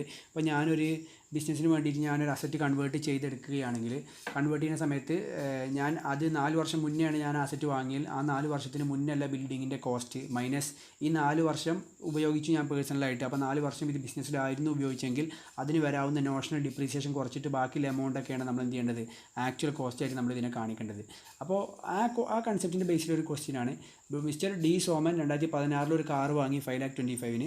അത് പേഴ്സണൽ യൂസിന് കൊണ്ടുവന്നു 1/7/2019. അപ്പോൾ സെക്കൻഡ് ഹാൻഡ് മാർക്കറ്റിൽ ആ കാറിന് 2,50,000 പ്രൈസ് ഉണ്ടായിരുന്നു. അപ്പോൾ നമ്മുടെ ആക്ച്വൽ കോസ്റ്റ് കാണാനാണ്. ഇപ്പോൾ നമ്മൾ കാറിന് ബിസിനസ് യൂസിലോട്ട് കൺവേർട്ട് ചെയ്ത സമയത്ത് അതിൻ്റെ ആക്ച്വൽ കോസ്റ്റ് കാണാനാണ് ക്വസ്റ്റ്യൻ പറയുന്നത്. അപ്പോൾ ഈ കേസിൽ ഇതിൻ്റെ ആക്ച്വൽ കോസ്റ്റ് എന്ന് പറഞ്ഞാൽ നോർമലി ബിൽഡിംഗ് ആണ്. നമ്മൾ പേഴ്സണൽ പർപ്പസിന് യൂസ് ചെയ്ത ബിൽഡിംഗ് നമ്മൾ പ്രൊഫഷണൽ പർപ്പസിലോട്ട് അല്ലെങ്കിൽ ബിസിനസ്സിലോട്ട് കൺവേർട്ട് ചെയ്ത് കൊണ്ടുവരുന്ന സമയത്ത് നമ്മൾ ബിൽഡിങ്ങിൻ്റെ ആക്ച്വൽ കോസ്റ്റ് കാണുക, ബിൽഡിങ്ങിൻ്റെ നമ്മൾ വാങ്ങിയ ബിൽഡിങ്ങിൻ്റെ അല്ലെങ്കിൽ നമുക്ക് ഉണ്ടാക്കാൻ ചിലവായ പൈസ മൈനസ് അതിൻ്റെ നോഷണൽ ഡിപ്രീസിയേഷനാണ്. പക്ഷേ അതല്ലാത്ത പേഴ്സണൽ അസറ്റ് നമ്മൾ കൊണ്ടുവരുന്ന സമയത്ത് അങ്ങനെ റൂളല്ല പറയുന്നത്. മറിച്ച് നമുക്ക് ആ കൊണ്ടുവരുന്ന സമയത്ത് ഇതിൻ്റെ ഫെയർ വാല്യൂ, മാർക്കറ്റ് വാല്യൂ എന്താണോ അതായിരിക്കും ഇതിൻ്റെ ആക്ച്വൽ കോസ്റ്റ്. അപ്പോൾ നമ്മളിവിടെ 2016 ഇത് വാങ്ങിയത് 5,25,000 ആണ്. അപ്പോൾ അതിന് സാധാരണ കൊടുക്കേണ്ട ഡിപ്രീസിയേഷൻ 15%. അപ്പോൾ നമ്മൾ 3 വർഷങ്ങൾക്ക് 15% ഡിപ്രീസിയേഷൻ കൊടുത്തിട്ട് ബാക്കിയുള്ള ഫിഗർ അല്ല ആക്ച്വൽ കോസ്റ്റ് ആയിട്ട് എടുക്കേണ്ടത്. മറിച്ച് ഞാനിത് കൊണ്ടുവരുന്ന സമയം ഇതിൻ്റെ മാർക്കറ്റ് വാല്യൂ എത്രയാണ്, ഇത് കാറാണ് കൊണ്ടുവരുന്നത്. ബിൽഡിംഗ് ആണെങ്കിലാണ് ഞാൻ പറഞ്ഞ പോലെ കാണേണ്ടത്. കാരണം അത് സെക്ഷൻ 43(1) നിങ്ങൾ വായിച്ച് നോക്കിയാൽ you will understand what are the rules applicable. ഞാനത് തിയറിയാണ്, ഡ്രൈ ആണ്, അതുകൊണ്ട് ഞാൻ പറയാത്തതാണ്, സമയത്തില്ലാത്തതിൻ്റെ പേര് പറയാത്തതാണ്. അപ്പോൾ അങ്ങനെ വായിച്ച് കഴിഞ്ഞാൽ യു വിൽ അണ്ടർസ്റ്റാൻഡ്. അപ്പോൾ നമ്മൾ ബിൽഡിംഗ് ആണെങ്കിൽ ഞാൻ ഈ പറഞ്ഞ പോലെ 5,25,000 നമ്മൾ 3 വർഷം നോഷണൽ ഡിപ്രീസിയേഷൻ, നോഷണൽ പറഞ്ഞാൽ ആക്ച്വൽ അല്ല, ടെമ്പററി ഡിപ്രീസിയേഷൻ പ്രൊവൈഡ് ചെയ്തിട്ടാണ് നമ്മൾ കമ്പ്യൂട്ട് ചെയ്യേണ്ടത്. അല്ലാത്ത കേസിൽ ഇതിൻ്റെ ഫെയർ വാല്യൂ ആണ് നമ്മൾ എന്ത് ചെയ്യേണ്ടത്, ഡിപ്രീസിയേഷനായിട്ട് എടുക്കേണ്ടത്. ഫൈൻ, ഫെയർ വാല്യൂ പറഞ്ഞാൽ അപ്പോൾ 2,50,000 ആണ് ഇതിൻ്റെ ആക്ച്വൽ കോസ്റ്റ് വരിക. ഓക്കെ, പക്ഷേ ഹാഡ് ഇറ്റ് ബീൻ ബിൽഡിംഗ് ആണെങ്കിൽ നമ്മൾ ഡിപ്രീസിയേഷൻ പ്രൊവൈഡ് ചെയ്തിട്ട് ബാക്കിയുള്ള ഫിഗറാണ് കൊണ്ടുവരും. നെക്സ്റ്റ് ഡിപ്രീസിയേഷനിലെ ലാസ്റ്റ് ക്വസ്റ്റ്യൻ ഒരു പ്രാക്ടീസിങ് ചാർട്ടർ അക്കൗണ്ടൻറ്റിൻ്റെ ക്വസ്റ്റ്യൻ നമ്പർ ഡിപ്രീസിയേഷൻ കാണാനാണ് നിങ്ങളോട് പറയുന്നത്. ഒരു പ്രാക്ടീസിങ് ചാർട്ടർ അക്കൗണ്ടിൻ്റെ ക്വസ്റ്റ്യനുമായി ബന്ധപ്പെട്ട്. ഓക്കെ, അപ്പോൾ ഇതിൽ ഓപ്പണിംഗ് ബാലൻസ് ഒന്നുമില്ല, നിങ്ങളോട് ഫുൾ അക്വസിഷനാണ്. അപ്പോൾ നിങ്ങൾക്ക് ഇവിടെ നിങ്ങൾ മനസ്സിലാക്കേണ്ട കേസ് വെച്ചാൽ നമുക്കറിയാം പർച്ചേസ് ചെയ്യുന്ന സമയത്ത് നമ്മൾ ഡിപ്രീസിയേഷൻ കമ്പ്യൂട്ട് ചെയ്യുന്നത് 180 days use 180 days and more നമ്മൾ യൂസ് ചെയ്യുന്നുണ്ടെങ്കിൽ നമ്മൾ ഫുൾ റേറ്റ് എത്രയാണോ പ്രിസ്ക്രൈബ് ചെയ്ത റേറ്റ്, ഫോർ എക്സാമ്പിൾ ഇപ്പോൾ കമ്പ്യൂട്ടർ ആണെങ്കിൽ 40%. അപ്പോൾ നമ്മൾ വാങ്ങിയത് 27 സെപ്റ്റംബറിനാണ്, പക്ഷേ ഉപയോഗിച്ചത് 1 ഒക്ടോബറാണ്. അപ്പോൾ 1 ഒക്ടോബറാണ് അപ്പോൾ ഇവിടെ ഒരു കൺഫ്യൂഷൻ നമുക്ക് വരിക. 180 ഡേയ്സ് നമ്മൾ ഉപയോഗിച്ചിട്ടുണ്ടെങ്കിലാണ് നമുക്ക് ഫുൾ റേറ്റ് ഡിപ്രീസിയേഷൻ കിട്ടുക. അതിനേക്കാളും കുറവാണ് നമ്മൾ ഉപയോഗിച്ചെങ്കിൽ നമുക്ക് 180 നമ്മുടെ കറക്റ്റ് എത്രയാണോ ഡിപ്രീസിയേഷൻ അതിൻ്റെ ഹാഫ് റേറ്റ് കിട്ടുള്ളൂ. അപ്പോൾ ഇവിടെ കമ്പ്യൂട്ടർ ആണെങ്കിൽ പ്രിസ്ക്രൈബ് ചെയ്ത റേറ്റ് 40 ആണ്, അതിൻ്റെ ഹാഫ് റേറ്റ് ആയ 20 നമുക്ക് കിട്ടത്തുള്ളൂ. അപ്പോൾ ഇവിടെ ഒരു കൺഫ്യൂഷൻ നിങ്ങൾക്ക് വരാവുന്നത്, അയ്യോ സാറേ നമ്മൾ ഡേറ്റ് ഓഫ് അക്വസിഷൻ വാങ്ങുന്ന ഡേറ്റ് മുതലാണോ അതോ date of use put use ആണോ നമ്മൾ ഉപയോഗം തുടങ്ങുന്ന ദിവസം മുതലാണോ നമ്മൾ ഡിപ്രീസിയേഷൻ പ്രൊവൈഡ് ചെയ്യേണ്ടത് എന്നുള്ളതാണ്. പ്ലീസ് ഡു അണ്ടർസ്റ്റാൻഡ് ദാറ്റ് നമ്മൾ ഇൻകം ടാക്സിൽ അക്കൗണ്ട്സിൽ റെഡി ടു യൂസ് എന്ന് പറഞ്ഞാൽ ഡേറ്റ് ഓഫ് അക്വസിഷൻ മുതലാണ് നമ്മൾ ഡിപ്രീസിയേഷൻ കൊടുക്കുക അക്കൗണ്ടിങ്ങിൽ. പക്ഷേ ഇൻകം ടാക്സിൽ അങ്ങനെയല്ല. Please note down this point with underlining. Put use മുതൽ എന്നാണോ നമ്മൾ ഉപയോഗിക്കാൻ തുടങ്ങിയത് അന്ന് മുതലാണ് നമ്മൾ എന്ത് ചെയ്യുക ഡേയ്സ് കൗണ്ട് ചെയ്യേണ്ടത്, അന്ന് മുതലാണ് നമ്മൾ എന്ത് ചെയ്യുക ഡിപ്രീസിയേഷൻ പ്രൊവൈഡ് ചെയ്യുക. അപ്പോൾ കമ്പ്യൂട്ടർ 27 സെപ്റ്റംബറിന് വാങ്ങിയാൽ മെയിൻ ആക്കേണ്ട, നിങ്ങൾ ഏത് കോളം മാത്രം നോക്കുക 1 ഒക്ടോബർ. അപ്പോൾ നിങ്ങൾ 180 ഡേയ്സ് ഓർ 180 ഡേയ്സ് ഇല്ലേ ഉണ്ടല്ലോ നോക്കാൻ വേണ്ടി നിങ്ങൾ എന്താ ചെയ്യേണ്ടത് വെച്ചാൽ നിങ്ങൾ നോക്കേണ്ട കോളം ഡേറ്റ് ഓഫ് അക്വസിഷൻ ആണോ അതോ ഡേറ്റ് ഓഫ് പുട്ട് യൂസ് ആണോ. Date of puttu use, date of acquisition നോക്കരുത്, കുത്തു ഞാൻ. ഓക്കെ, ഡേറ്റ് ഓഫ് അക്വസിഷൻ നോക്കരുത്, ഡേറ്റ് ഓഫ് പുട്ട് യൂസ് ആണ് നിങ്ങൾ നോക്കേണ്ടത്. പിന്നെ നമുക്കറിയാം നമ്മൾ നോക്കേണ്ടത് വെച്ചാൽ സെയിം റേറ്റ് സെയിം ക്ലാസ് ഇല്ല അസറ്റുകളൊക്കെ നമ്മൾ എന്താ കാണിക്കുക, നമ്മൾ എന്ത് ചെയ്യും, നമ്മളതിനൊക്കെ ബ്ലോക്ക് ആയിട്ട് കാണിക്കും. അപ്പോൾ ഇവിടെ ഏതൊക്കെ ബ്ലോക്ക് ഉണ്ട് എന്നതിലാണ് നമ്മൾ പിന്നീട് ഐഡൻറ്റിഫൈ ചെയ്യേണ്ടത്. Computer block, UPS same block, printer block, books ഞാൻ പറഞ്ഞു എനിക്കറിയത്തില്ല, books other than annual publication എന്ത് പബ്ലിക്കേഷൻ ആയാലും ബുക്കിനൊക്കെ ഡിപ്രീസിയേഷൻ 40 ആണ്. അപ്പോൾ സെയിം ബ്ലോക്ക് തന്നെ. ഫർണിച്ചർ 10% ആണ്, ബ്ലോക്ക് ഡിഫറൻ്റ് ആണ് കേട്ടോ. ലാപ്ടോപ്പും സെയിം ആണ്. അപ്പോൾ ഇവിടെ 2 ബ്ലോക്കല്ലേ, ഓഫീസ് ഫർണിച്ചർ എന്നൊരു ഐറ്റം 10% ബ്ലോക്കും ബാക്കി എല്ലാ ഐറ്റംസും 40% ബ്ലോക്കും. അപ്പോൾ ഈ ബ്ലോക്കിൽ നിങ്ങൾ ശ്രദ്ധിക്കണം വെച്ചാൽ അസറ്റ് വാങ്ങിയിട്ട് പിന്നെ ഇത് മാനുഫാക്ചറിങ് എൻറ്റിറ്റി ഒന്നുമില്ല, അപ്പോൾ അഡീഷണൽ ഡിപ്രീസിയേഷൻ ആ ക്വസ്റ്റ്യൻസും കേസുകളൊന്നും വരുന്നില്ല. അപ്പോൾ നിങ്ങൾ നോക്കേണ്ട ഒരൊറ്റ കാര്യം ഇതുള്ളൂ, എന്നാണ് വാങ്ങിയിട്ടല്ല ഡേറ്റ് ഓഫ് പുട്ട് യൂസ് നോക്കുക. പുട്ട് യൂസ് നോക്കിയിട്ട് ഫിനാൻഷ്യൽ ഇയർ എൻഡ് വരെ 180 ഡേയ്സിൻ്റെ മോറിലോ 180 ഓർ മോർ ഉണ്ടോ ഫുൾ ഇയർ ഡിപ്രീസിയേഷൻ കൊടുക്കുക എന്ന് പറഞ്ഞാൽ 40% കൊടുക്കുക, അല്ലെങ്കിൽ 20% കൊടുക്കുക. അപ്പോൾ ഇത് കാണുമ്പോൾ ലിറ്റിൽ ടഫായി തോന്നാം, പക്ഷേ ഇതിലാകെ 2 സ്മോൾ കൺസെപ്റ്റ് ഉള്ളൂ. Do it, I'm sure you can. അപ്പോൾ we are winding up our part 1 here. Part 2 will be following. So നിങ്ങൾ ഈ ക്വസ്റ്റ്യൻസ് എല്ലാം ചെയ്ത് നോക്കുക. In case of any queries please do contact with me. So see you at part 2.